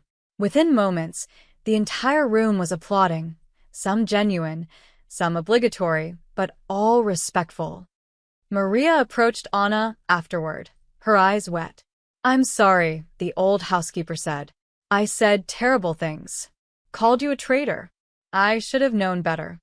"You are protecting the family you serve," Anna replied gently. "I understand. Still, What you did. Not many would have that courage." Maria squeezed her hand. "Welcome to the real family, Mija." As the crowd dispersed, Anna stood in the grand hallway of the Russo mansion, no longer a servant in someone else's home, but something else entirely. She wasn't sure what yet, but for the first time in years, she felt like she belonged somewhere. Upstairs, Isabella's laughter echoed through the halls, bright and alive. And somewhere in the Arizona desert, the wind was already covering Marco Bianchi's grave with sand, erasing the last traces of a man who'd forgotten that some things, honor, loyalty, love, couldn't be bought or sold. Only earned. Or lost forever. The transformation of the Russo Empire began quietly, in the small hours when Vittorio couldn't sleep. He'd stand at Isabella's doorway, watching her chest rise and fall with the steady rhythm of life, and think about how close he'd come to losing it all. Not his money, not his territory, but the one thing that actually mattered. "You're doing it again," Anna said softly one night, finding him there at 2 a.m. Vittorio didn't startle. He'd grown used to her presence, the way she moved through the house like a guardian spirit. Doing what? Counting her breaths. Making sure she's real. He smiled faintly. "Is it that obvious? To someone who did the same thing for 3 weeks straight?" "Yes." Anna stood beside him, both of them watching the sleeping child. "She's okay, Mr. Russo. She's going to stay okay. Because of you. Because she's strong. Like her father." Vittorio turned to look at her, really look at her. Not the maid he'd barely noticed for 18 months, but the woman who'd risked everything, without hesitation. "I built an empire on fear," he said quietly. "I taught men to obey through threats, through violence, through the certainty that crossing me meant death. And I thought that was strength. It is one kind of strength. It's hollow." His voice carried a weight Anna had never heard before. "Marco feared me for 15 years. Obeyed me perfectly. Stood at my side through wars and negotiations. And the moment he saw an opportunity, he tried to murder my child. All that fear, all that power, it meant nothing." Anna chose her words carefully. "Fear makes people obey, but it doesn't make them loyal." No. "It doesn't." Vittorio's gaze returned to Isabella. "You know what you reminded me of? What I'd forgotten." "What?" "Trust." The word came out rough, like he was speaking a foreign language. "Real trust. The kind that doesn't need threats or chains. You trusted that I'd eventually see the truth about Marco. That saving Isabella mattered more than your own life. That's not fear. That's something else entirely. That's what people do for children, Mr. Russo. Any decent person would have. No, he cut her off gently. Most people would have looked the other way. Or gone to me with suspicions I would have ignored. Or taken the money and run. You did the only thing that could have worked, knowing it would probably get you killed, he paused. I spent years teaching men to fear me. You reminded me what trust can do. The words hung in the air between them, heavy with implication. Over the following weeks, the household noticed changes. Vittorio started eating breakfast with Isabella every morning instead of conducting business through dawn. He asked his guards about their families, remembered their children's names, attended their weddings. When a junior lieutenant made a costly mistake with a shipping route, instead of the expected brutal punishment, Vittorio sat him down and asked, "What did you learn?" The young man had stammered, confused, expecting violence. I learned to double-check coordinates, Don Russo. To verify routes personally rather than trusting secondary sources. Good. Don't make the same mistake twice, and that was it. No broken bones, no public humiliation.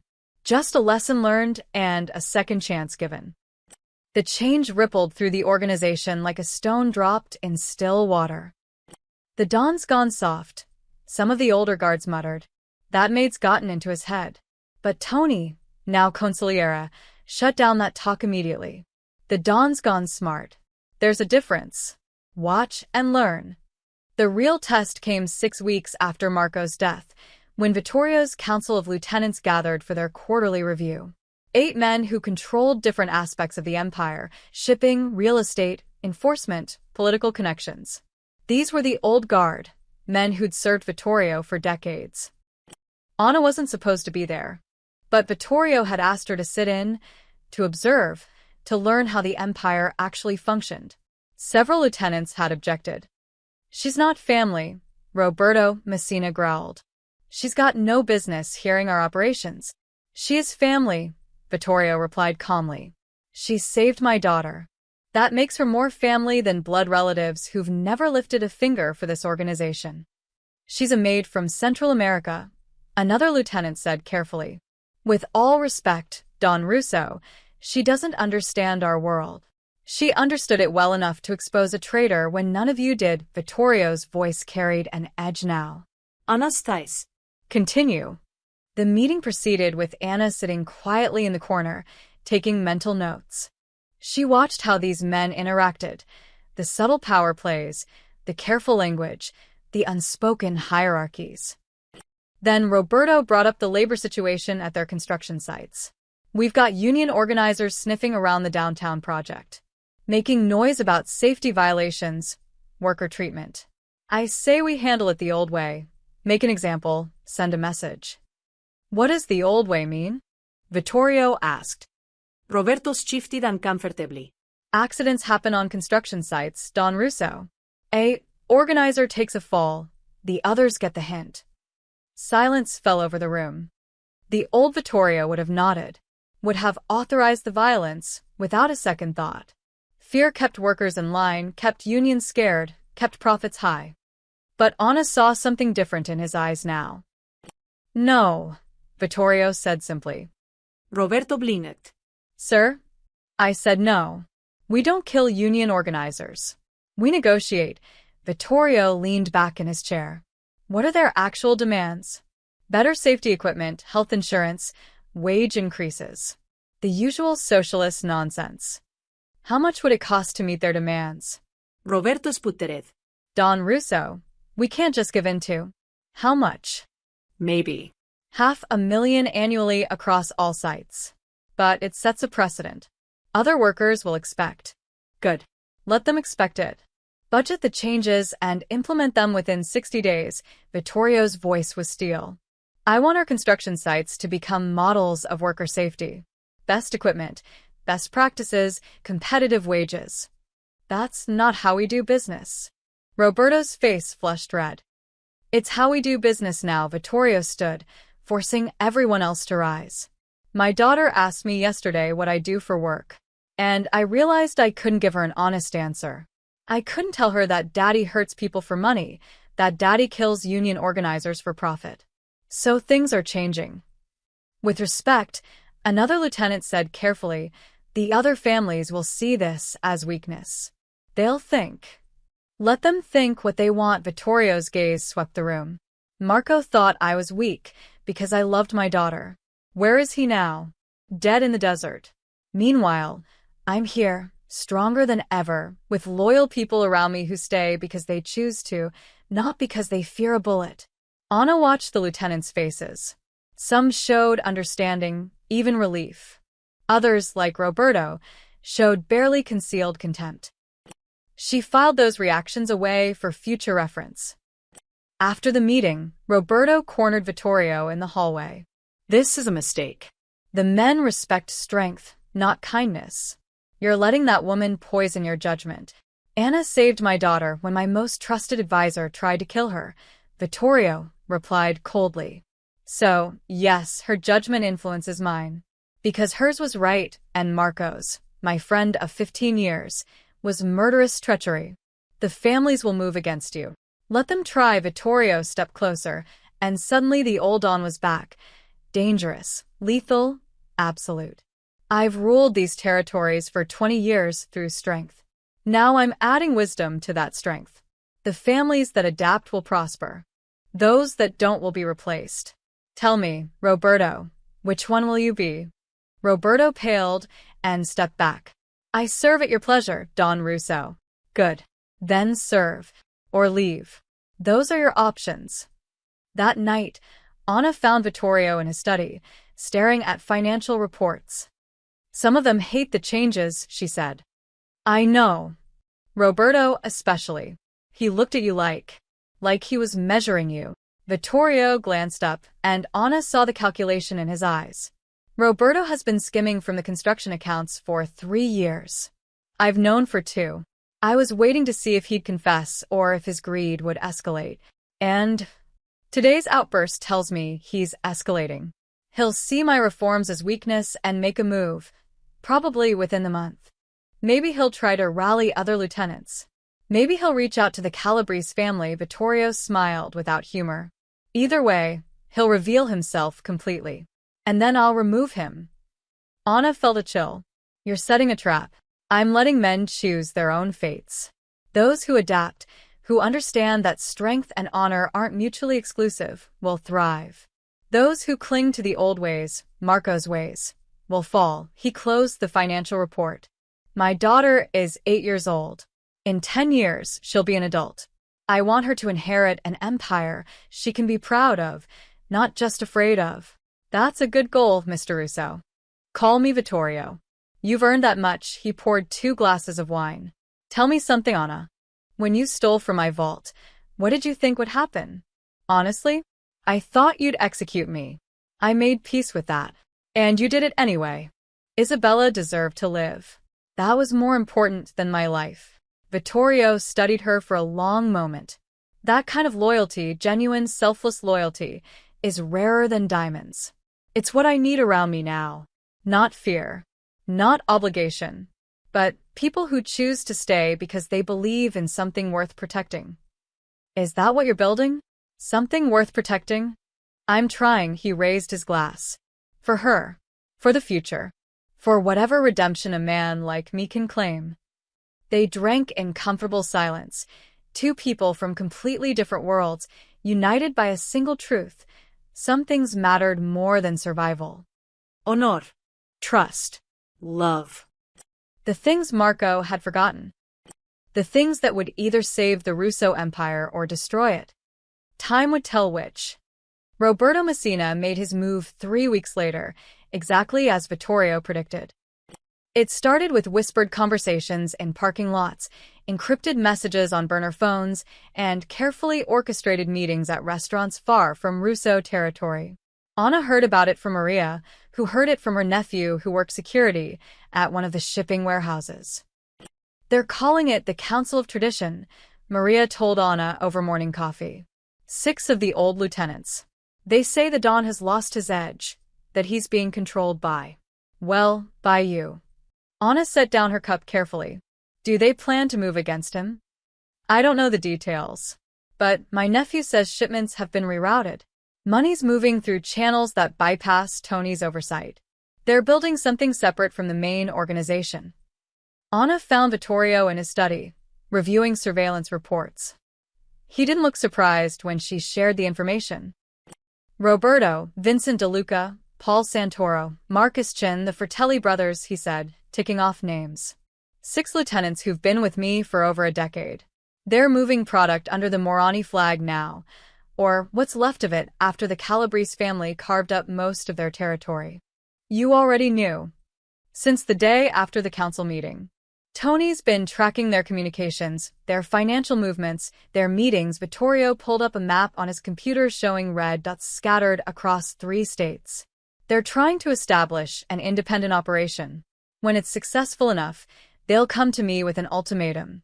Accept their terms or face a war. What are their terms?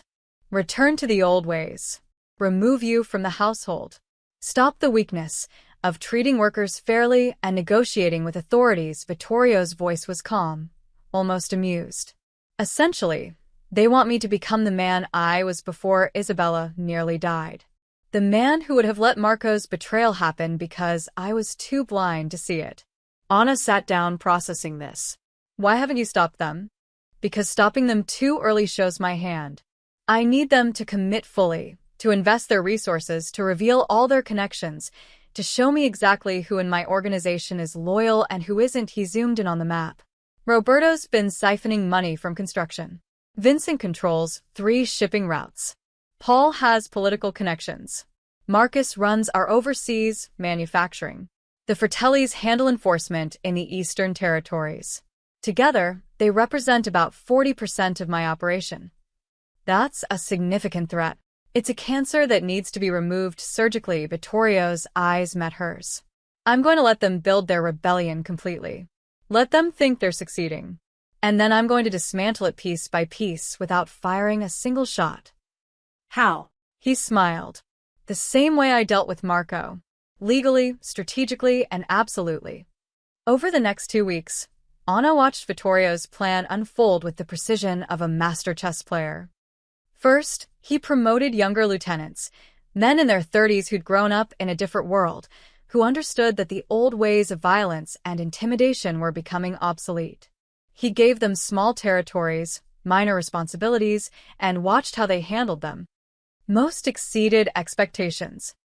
Second, he began legitimizing more of the empire's operations. The construction business became fully licensed and inspected. The shipping route started carrying legal cargo with proper documentation.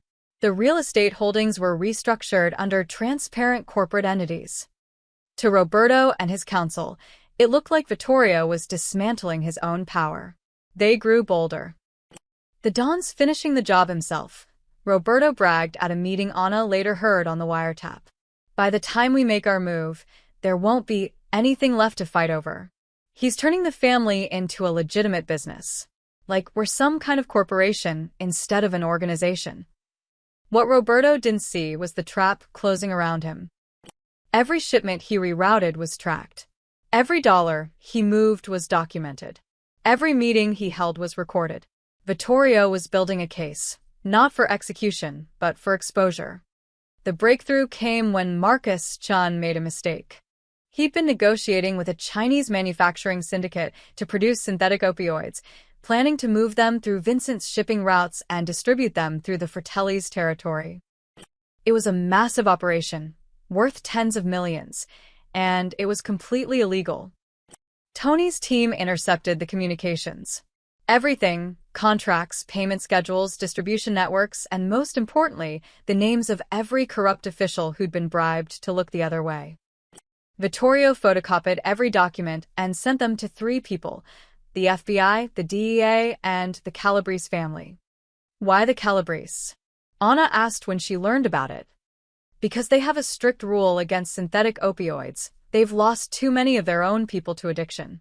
They'll see this as a violation of territorial agreements and handle Marcus personally. Vittorio's voice was cold. As for the federal agencies, they've been trying to crack down on synthetic drug manufacturing for years. I'm handing them a complete case with evidence, witnesses, and documentation. They'll move fast. And Roberto? Roberto's construction accounts have been under IRS audit for a week.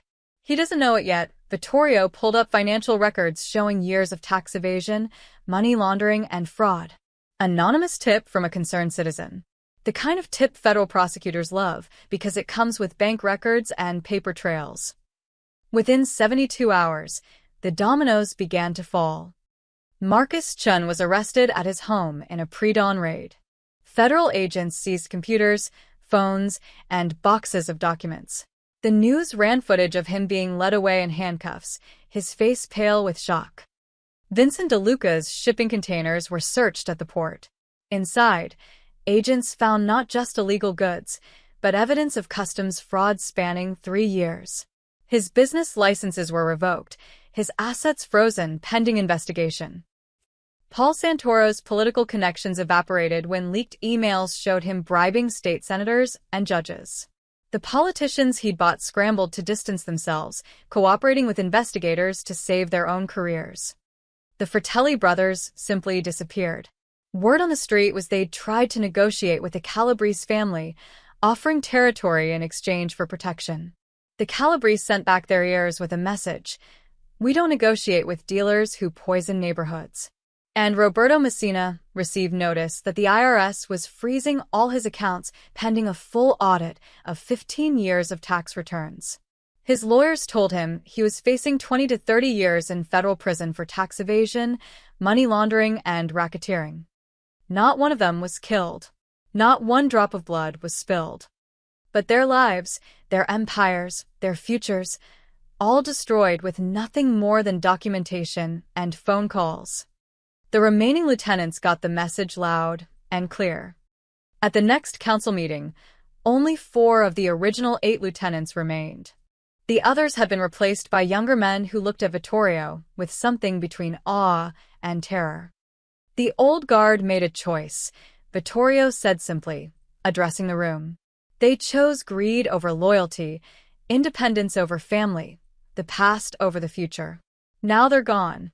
Not because I killed them, but because their own actions destroyed them.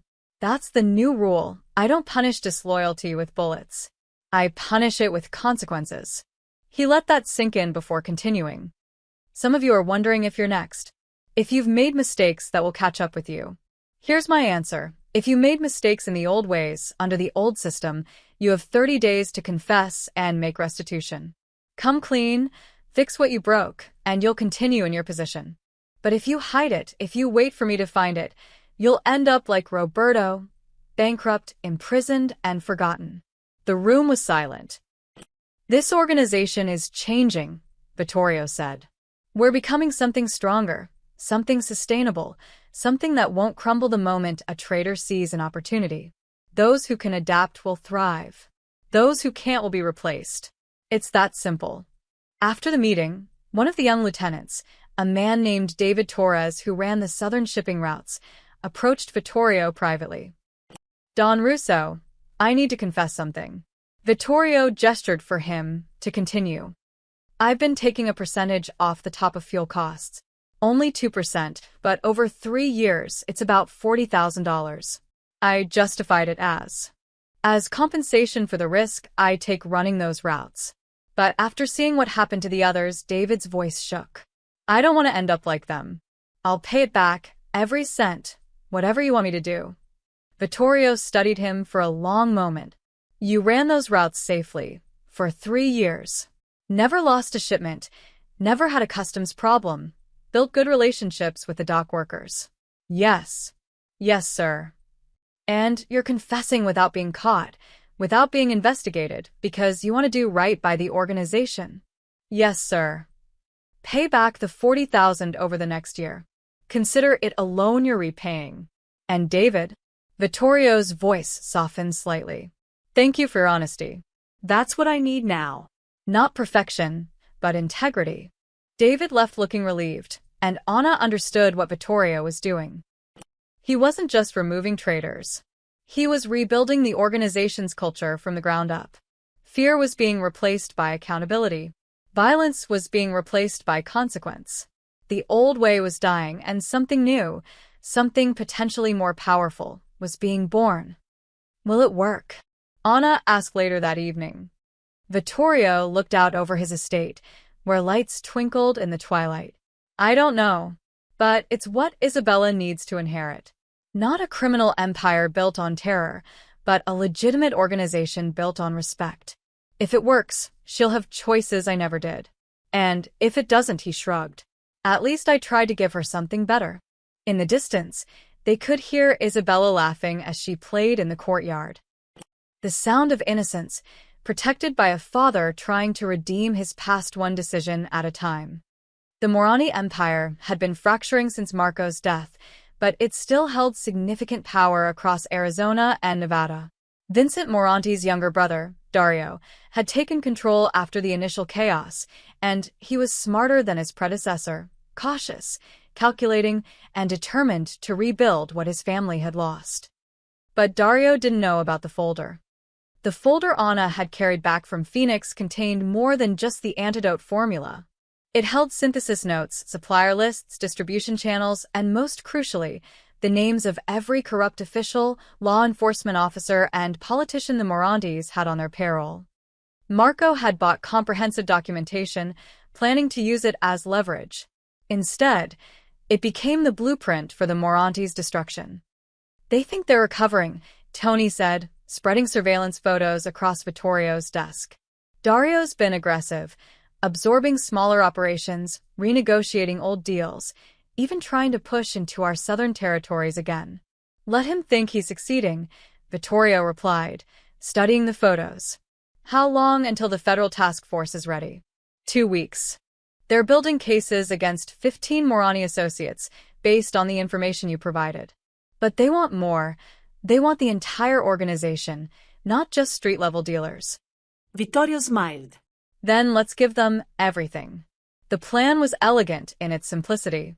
Rather than wage a violent war that would draw attention and casualties, Vittorio would use the Morantis' own corruption against them, while simultaneously positioning himself to absorb their legitimate business interests. Phase 1 began with the suppliers. Anna had documented every chemical company, shipping contractor, and manufacturing facility the Morantis used. Vittorio's team approached each one quietly, offering better terms, cleaner documentation, and the promise of protection from federal scrutiny. Most switched allegiances within days. Those who didn't receive anonymous tips that the DEA was investigating their clients. They switched after that. Suddenly, the Moranis couldn't get the supplies they needed. Shipments were delayed, prices doubled, and quality became inconsistent. Their product suffered, their reputation declined, and their customers started looking elsewhere. Dario's scrambling, Tony reported after 2 weeks. He's trying to find new suppliers, but everyone's either working with us or too scared to touch Moranti business. His distribution network is falling apart. Good. Move to Phase 2-inch. Phase 2 targeted their money. The Morantis laundered profits through dozens of businesses, restaurants, car washes, laundromats, legitimate chemical companies. Anna's folder had identified them all. Vittorio didn't attack these businesses directly. Instead, he fed information to the IRS, the State Tax Board, and financial crimes investigators. Audits began simultaneously across 3 states. Bank accounts were frozen pending investigation.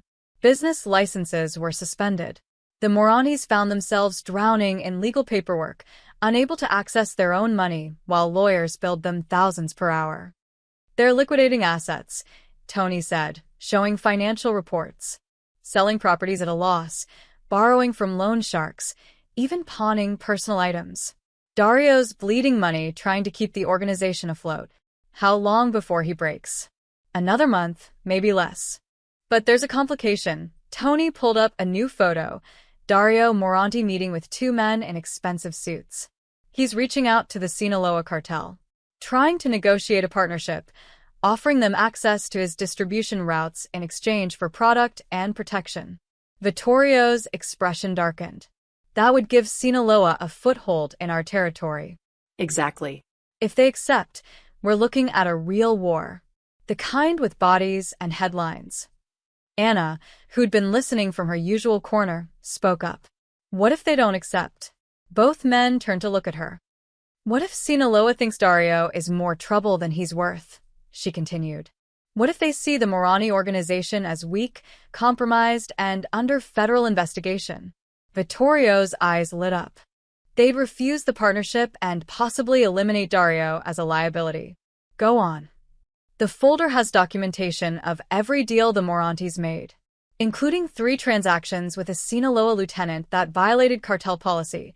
They sold synthetic compounds to rival organizations in Sinaloa territory. Anna pulled out her phone, showing notes she'd kept. If Sinaloa leadership found out their own lieutenant was dealing with the Moranis behind their backs, dealing in products they specifically forbid, they'd handle it internally, Tony finished, understanding dawning. And they'd see Dario as the source of the problem. Exactly. We don't tell Sinaloa about Dario's proposal. We tell them about the violations their lieutenant committed with Moranti cooperation. We let them connect the dots themselves. Vittorio laughed, genuine, appreciative lauter. You're learning. Tony, make it happen. Anonymous package to Sinaloa leadership. Documentation, evidence, dates, everything. Let them clean their own house. Phase 3 was the most delicate, law enforcement. The federal task force had been building cases against the Moranis for months, but they lacked the final pieces, the connections between street-level dealers and family leadership, the proof that Dario personally ordered illegal activities. Vittorio provided those pieces through a cutout, a lawyer with connections to the U.S. Attorney's Office who discovered evidence during an estate settlement. Phone records, financial transfers, shipping manifests, all pointing directly to Dario Morani. The indictments will be ready in 3 weeks, Tony reported. Racketeering, drug trafficking, money laundering, murder conspiracy. They're charging 43 people, including Dario and most of his inner circle. 3 weeks is too long. Dario might run. They're watching him. The moment he tries to leave the country, they'll move early. But Dario never got the chance. 2 days later, the Sinaloa cartel's response arrived in the form of a news report. 3 bodies found in burned-out warehouse in Phoenix. Sources identify victims as known associates of the Moranti criminal organization. Investigation ongoing. One of the bodies was the Sinaloa lieutenant who'd made unauthorized deals. Another was Dario Moranti's cousin and chief enforcer. The third was a message. A low-level Morani dealer left alive long enough to spread word that Sinaloa was done with the Morani family. Dario went into hiding immediately, but it didn't matter. The infrastructure was already gone. When federal agents finally raided Morani properties 3 weeks later, they found abandoned offices, empty warehouses, and burned documents. The few associates they arrested flipped immediately, offering testimony in exchange for reduced sentences. The Moranti Empire, which had controlled criminal operations across 2 states for 15 years, collapsed in less than 2 months. It's over, Tony said, watching news coverage of the raids. The Morantis are finished. Dario's probably in Mexico or dead in a ditch somewhere. Either way, their territory is open. Not open, Vittorio corrected. Administered. We're not absorbing their criminal operations. We're legitimizing their business interests. The chemical supply companies, the shipping routes, the real estate holdings. All purchased through proper legal channels at bankruptcy auction prices. Anna reviewed the acquisition documents, impressed despite herself. Vittorio was buying legitimate businesses that the Moranis had used as fronts, stripping away the criminal elements and integrating them into his increasingly legal empire. The other families will notice, Tony warned. They'll see that you destroyed a rival without firing a shot and absorbed their assets legally. Some will admire it. Others will fear it. Good. Fear and admiration are useful tools when applied correctly. Vittorio signed the final purchase agreement. The Moranis fell because they refused to evolve. They clung to violence and intimidation while the world changed around them. We're not making that mistake. Over the following weeks, news of the Moranti collapse spread through the criminal underworld like wildfire. The story took on mythical proportions. How Don Vittorio Russo had destroyed a rival empire without violence, using only information, strategy, and patience. Some families sent congratulations. Others sent subtle threats. A few reached out to negotiate new territorial agreements, recognizing that the balance of power had shifted dramatically.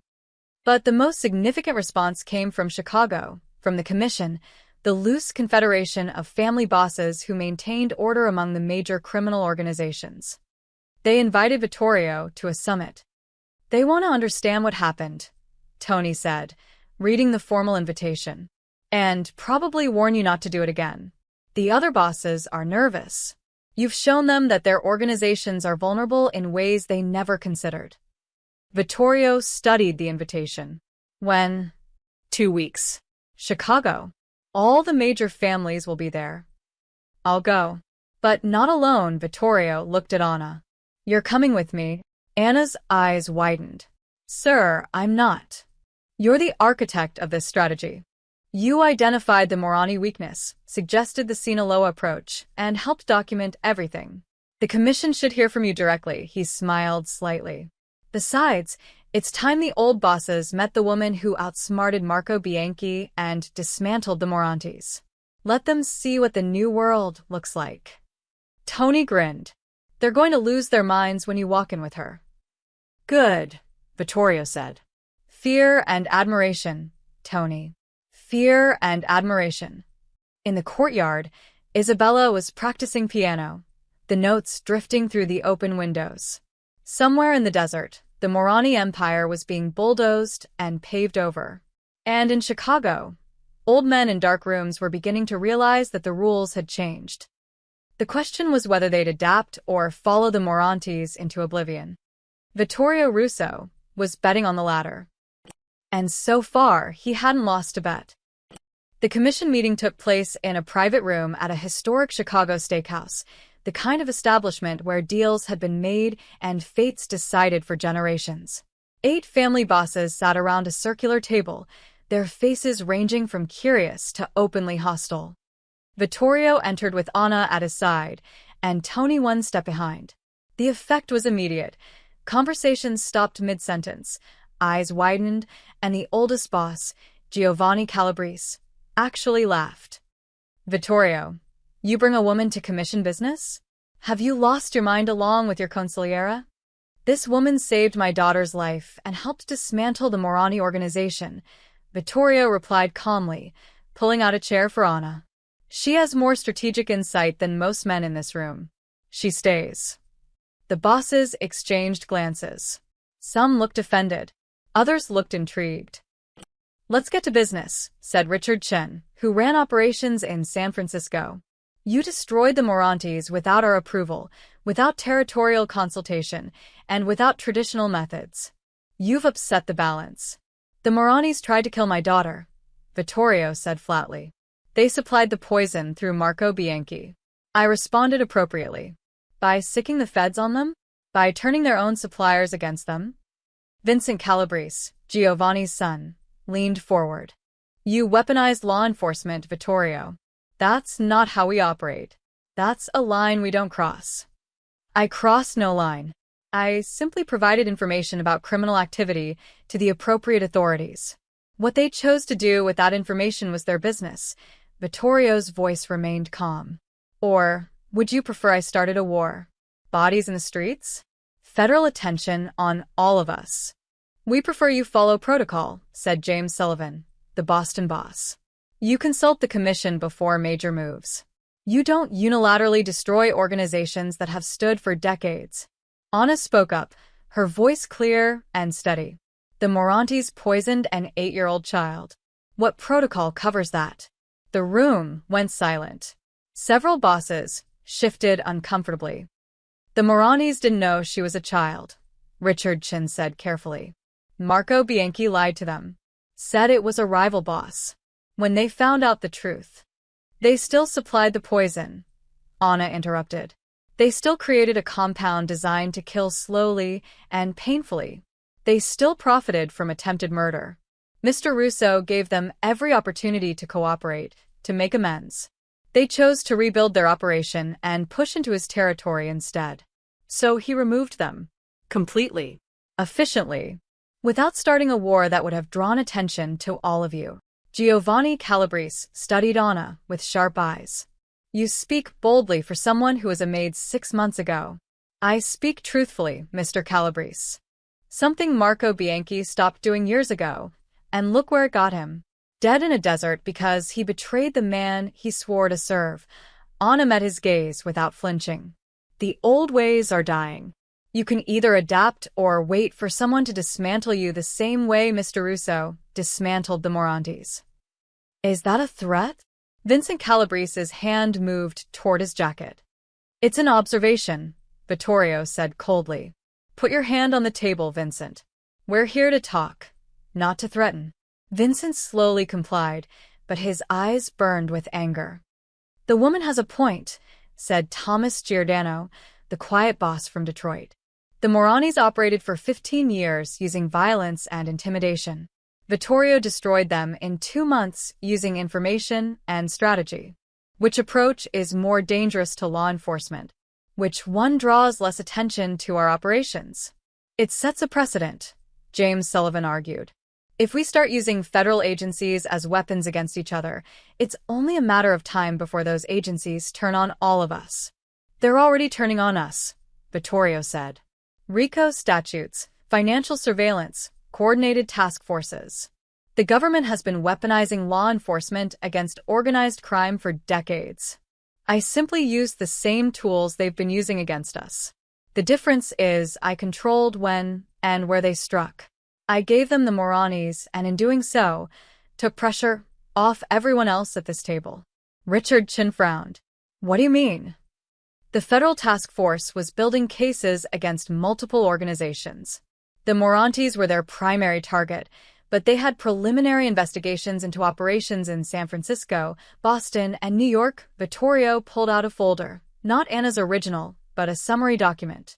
I accelerated their Moranti timeline and gave them such a complete case that they closed the other investigations. You're welcome. The bosses passed the folder around, reading with growing astonishment. How did you get this? Giovanni demanded. I have a lawyer with connections. He receives information and shares it appropriately. The point is, by giving the feds the Morantes, I protected the rest of us. They got their headlines, their arrests, their convictions. And we got breathing room. Thomas Giordano nodded slowly. So, this wasn't just about revenge for your daughter. It was strategic positioning. Everything is strategic, Vittorio replied. My daughter's safety is paramount, yes. But protecting this organization, these territories, and by extension the stability of our entire network? That's equally important. The Morantes were a threat to all of that. They had to go. The room fell into contemplative silence. Finally, Giovanni Calabrese spoke. You've made your point, Vittorio. The Moranti situation is acceptable. But understand this. You don't make unilateral decisions of this magnitude again without consulting the Commission. And you certainly don't weaponize federal agencies without our knowledge. Are we clear?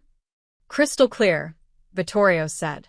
As long as you understand that if someone tries to harm my family again, I will respond with whatever tools are necessary. With or without permission. The threat hung in the air, unmistakable and absolute. Your daughter, Giovanni said after a moment. How is she? Fully recovered. Back in school, happy, healthy. Thanks to Anna. Giovanni's eyes shifted to Anna, reassessing. You're Honduran? Yes, sir. And you stole 2 million euros from the Don's vault, negotiated with the Morantes, and brought back an antidote that saved his daughter's life. Yes, sir. Then you went on to help dismantle an entire criminal organization using strategy and information rather than violence. I provided suggestions. Mr. Russo executed the plan. Giovanni laughed, a real, genuine laugh that transformed his lined face. Vittorio, you magnificent bastard. You found someone who thinks like you, but isn't afraid to tell you the truth. That's rarer than gold. I know, Vittorio said simply. The families will talk, Vincent warned. They'll say you're soft, controlled by a woman, that you've lost your edge. Let them talk, Vittorio replied. While they talk, I'll keep building an empire that can withstand federal scrutiny, that generates legitimate wealth, that protects its people without unnecessary violence. And when they're ready to evolve, I'll be here to show them how. The commission meeting ended with grudging acceptance. No votes were taken. That wasn't how it worked, but the message was clear. Vittorio Russo had crossed lines, but he'd done so effectively enough that the other families would tolerate it. For now. As they left the restaurant, Anna felt the weight of what had just happened. She'd spoken directly to the most powerful criminals in America. She'd challenged them, corrected them, and somehow walked out alive. "You did well," Vittorio said as their car pulled away. "Better than most men I've brought to commission meetings. They were testing me, testing us. And we passed." He looked out at the Chicago skyline. "Word will spread." Don Russo defeated his rivals without firing a shot. Don Russo destroyed the Morantes with nothing but information and strategy. Don Russo brought a woman to the commission, and she faced down bosses twice her age. Is that good or bad? It's power, Tony said from the front seat. The right kind. The kind based on respect and fear, not just fear alone. Anna thought about that. 6 months ago, she'd been invisible, a maid cleaning floors and serving pasta. Now she sat in cars with mafia bosses, strategized the downfall of criminal empires, and spoke at meetings that decided the fate of territories and lives. She still wasn't sure if that made her lucky or damned. But as they drove through Chicago's streets, heading back to the airport where Isabella waited on a video call asking when they'd be home, Anna realized something important. She'd found a purpose. Not just survival, but something worth fighting for. A little girl who deserved better than the world she'd been born into. A man trying to redeem a lifetime of violence by building something more sustainable. A future where strength came from wisdom rather than just brutality. It wasn't the life she'd imagined when she crossed the border with nothing but hope. It was better. And infinitely more dangerous. 6 months after the commission meeting, the Russo estate had transformed in ways both visible and invisible. The visible changes were subtle, but significant. The security team now wore suits instead of tactical gear. The guards smiled at visitors instead of glaring. The mansion hosted charity fundraisers for children's hospitals and education initiatives. To outsiders, the Russo family looked like wealthy philanthropists, not a criminal empire in transition. The invisible changes ran deeper. In the former wine cellar where Anna had once awaited execution, Vittorio had built a legitimate business operations center. Young professionals, accountants, lawyers, compliance officers, worked at clean desks with proper computers, managing the increasingly legal side of Russo enterprises. Construction, real estate, energy, shipping. All legitimate now, or becoming so. Anna walked through the operations center one morning, reviewing quarterly reports. Her title was officially Chief Financial Officer of Russo Holdings LLC, though some of the old guard still called her that maid who saved the little girl. She didn't mind. It kept her humble. The downtown project is 3 weeks ahead of schedule, reported David Torres, who'd confessed his theft months ago and proven himself invaluable since. Union relations are excellent. We're actually getting positive press for our safety record and worker treatment. That's because we're actually treating them well, Anna said, signing off on bonus payments for the construction crews. Novel concept. David grinned. The other developers hate us. We're making them look bad. Good. Competition drives improvement. Anna moved to the next report. What about the energy contracts? Signed. We're now the primary supplier for 3 school districts and 2 hospitals. All above board, all properly bid, all profitable, David hesitated. Some of the old lieutenants are grumbling. They say we're making less money than we used to. We're making cleaner money. That's worth more in the long run. Anna looked up. Any specific complaints I should know about? Just the usual. Things were better in the old days, the dawn's gone soft, that kind of talk. Let me know if it escalates beyond talk. Upstairs, Vittorio was having breakfast with Isabella, now 9 years old and thriving.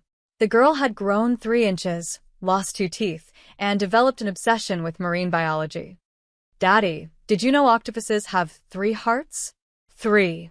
And they can change color in milliseconds. Isabella gestured enthusiastically with her fork, nearly flinging eggs across the table. I did not know that, Vittorio said, catching her hand gently. But I do know that food stays on the plate, not on the floor. Sorry, Isabella grinned, utterly unrepentant. Can we go to the aquarium this weekend? Please? Anna said she'd come if you said yes. Did Anna now? Vittorio looked at Anna, who'd just entered with morning reports. Conspiring with my daughter against me? Always, Anna replied with a slight smile. The aquarium has a new jellyfish exhibit. Very educational. Educational, Vittorio repeated. That's your angle? Isabella's grades in science have improved significantly since she started studying marine life. Encouraging that interest seems prudent. Isabella bounced in her seat. See? Anna gets it. Education is important. You're always saying that. Vittorio looked between them, his daughter's hopeful face and Anna's carefully neutral expression, and surrendered. Fine. Saturday afternoon. But we bring security. Not the scary guards, Isabella bargained. The nice ones who don't stare at everyone like they're enemies. Deal. After Isabella left for her tutoring session, Vittorio reviewed the reports Anna had brought. His expression grew progressively more satisfied. Legitimate revenue is up 40% from last year, he noted. Our construction division won 3 government contracts. The shipping operations are profitable and fully audited. Even accounting for the operations we've shut down, we're making more money legally than we ever did through crime. Crime has high overhead, Anna observed. Bribes, lawyers, bail, medical expenses for injured associates, payments to families of men who get arrested or killed. When you factor all that in, legitimate business is often more profitable. Just less dramatic. Vittorio laughed. You sound like a business school textbook. I've been reading business school textbooks.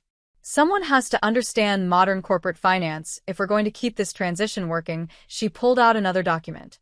Speaking of which, 3 younger lieutenants have asked about profit-sharing programs and retirement plans. Retirement plans? For our people? Why not? Legitimate businesses offer them.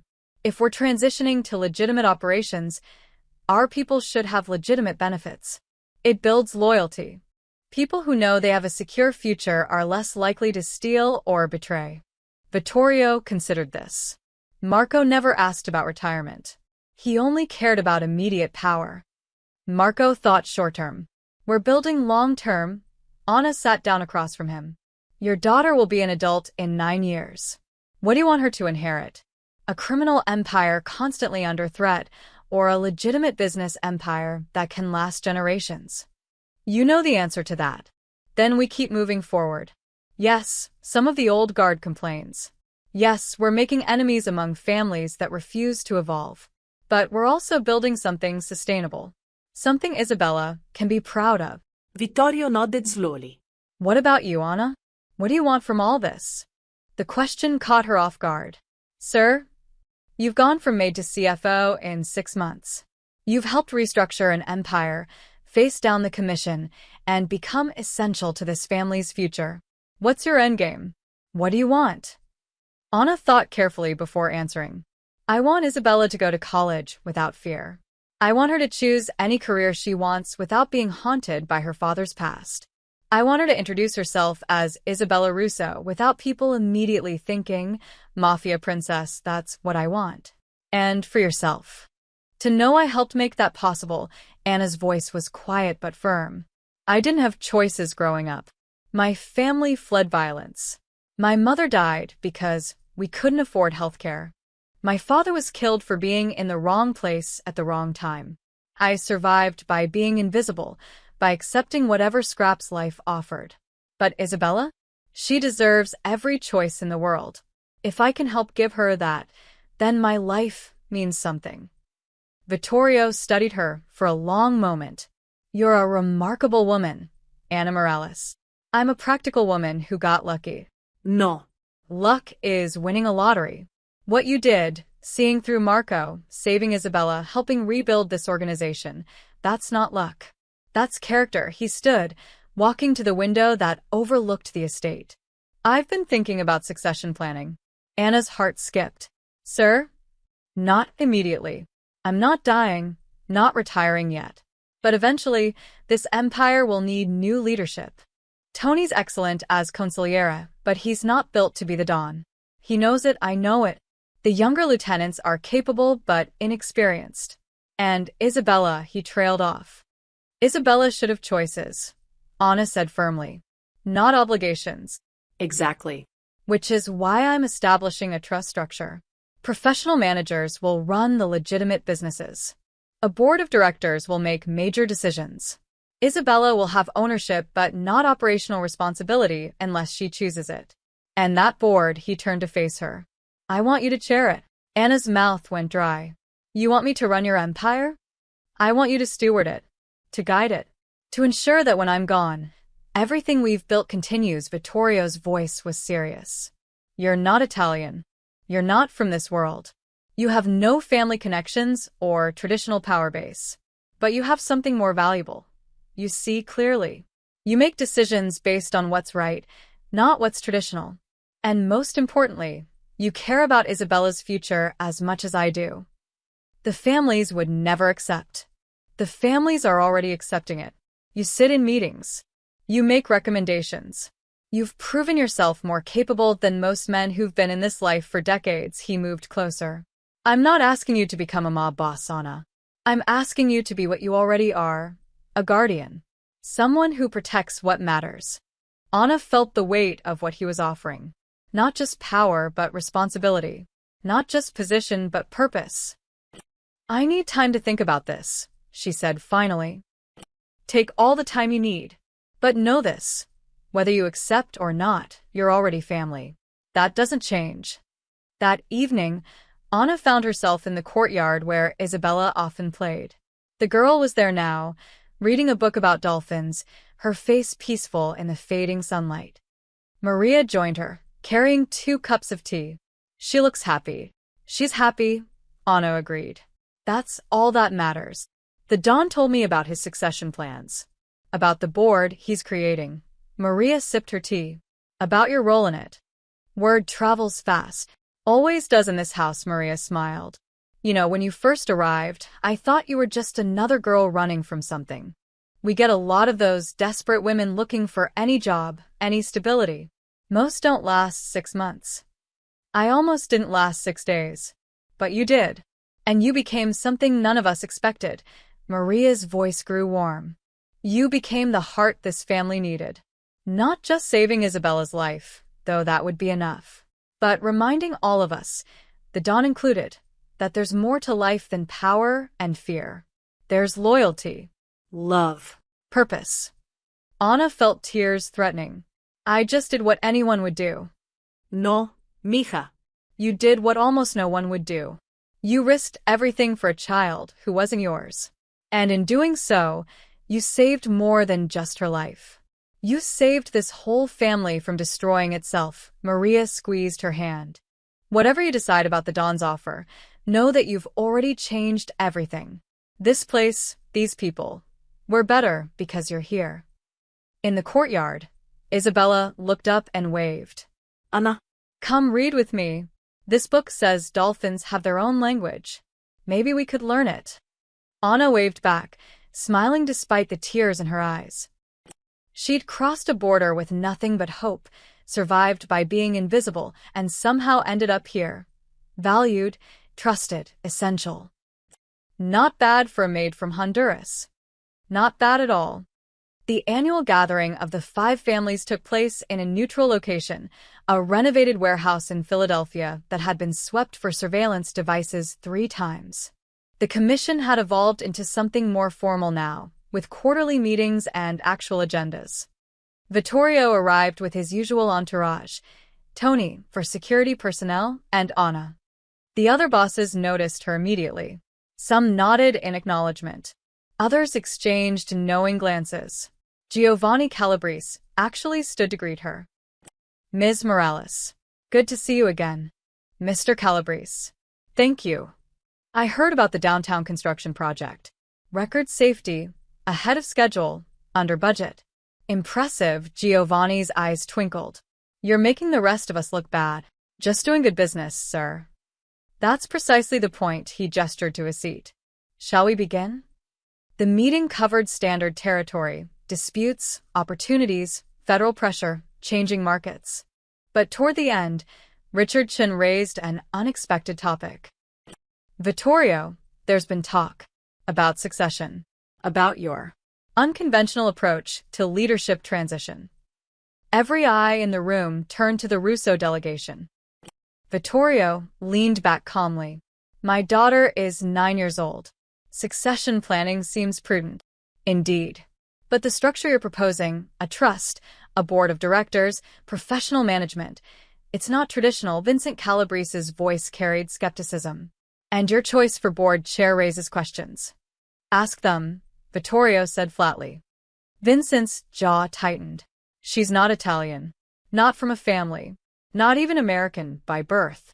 You're proposing to put a Honduran former Maid in charge of one of the most powerful territories in the country. How is that acceptable? The room went silent, waiting for Vittorio's response. But it was Giovanni who spoke first. Vincent, shut up, the old boss's voice carried absolute authority. You're embarrassing yourself. Father, I'm just saying. You're saying outdated nonsense that got the Moranis destroyed. Giovanni turned to address the room. Ana Morales saved Vittorio's daughter when his own consigliera tried to murder her. She exposed a traitor none of us saw. She helped dismantle the Morani Empire without starting a war. She's restructured Russo operations to be more profitable and less vulnerable to federal prosecution. By any measure, loyalty, intelligence, results, she's earned her position. Thomas Giordano nodded. Giovanni's right.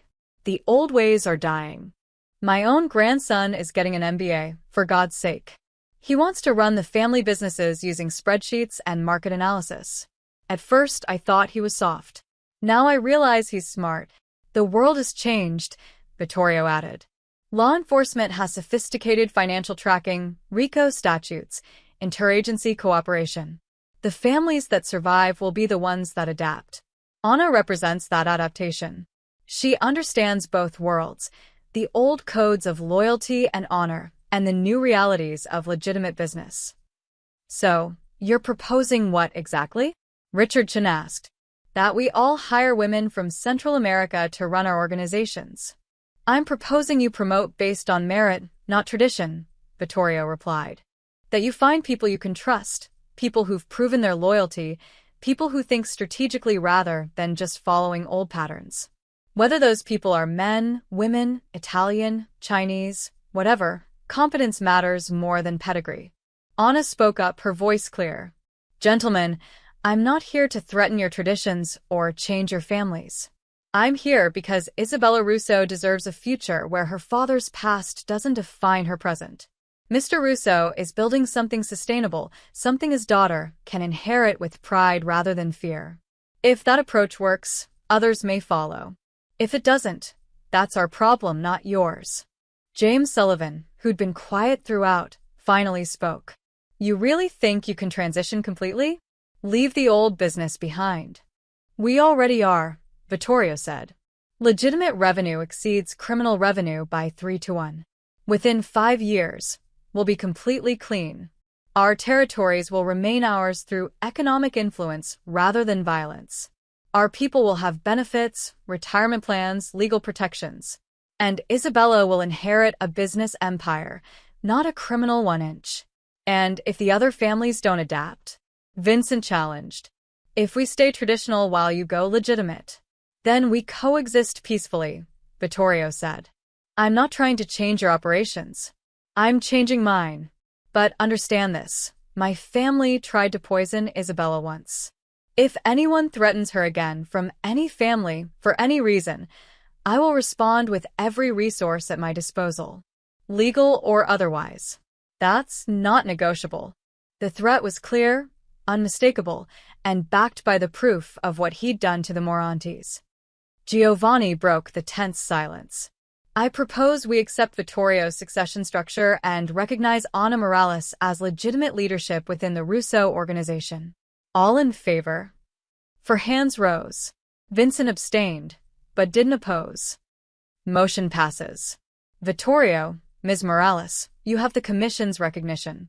Use it wisely. Later that evening, back at the mansion, Anna found Isabella in the library doing homework. The girl looked up, excited. Anna. I got an A on my science project. Mrs. Patterson said it was the best presentation she'd seen in 10 years. That's wonderful, Principessa. I'm so proud of you. Daddy says when I turn 18, I can decide what to do with the family business. That I don't have to run it if I don't want to. Isabella's face grew serious beyond her years. He says you'll make sure I have choices. Always. Every choice in the world. Good. Because I think I want to be a marine biologist. Or maybe a veterinarian. I haven't decided yet, Isabella grinned.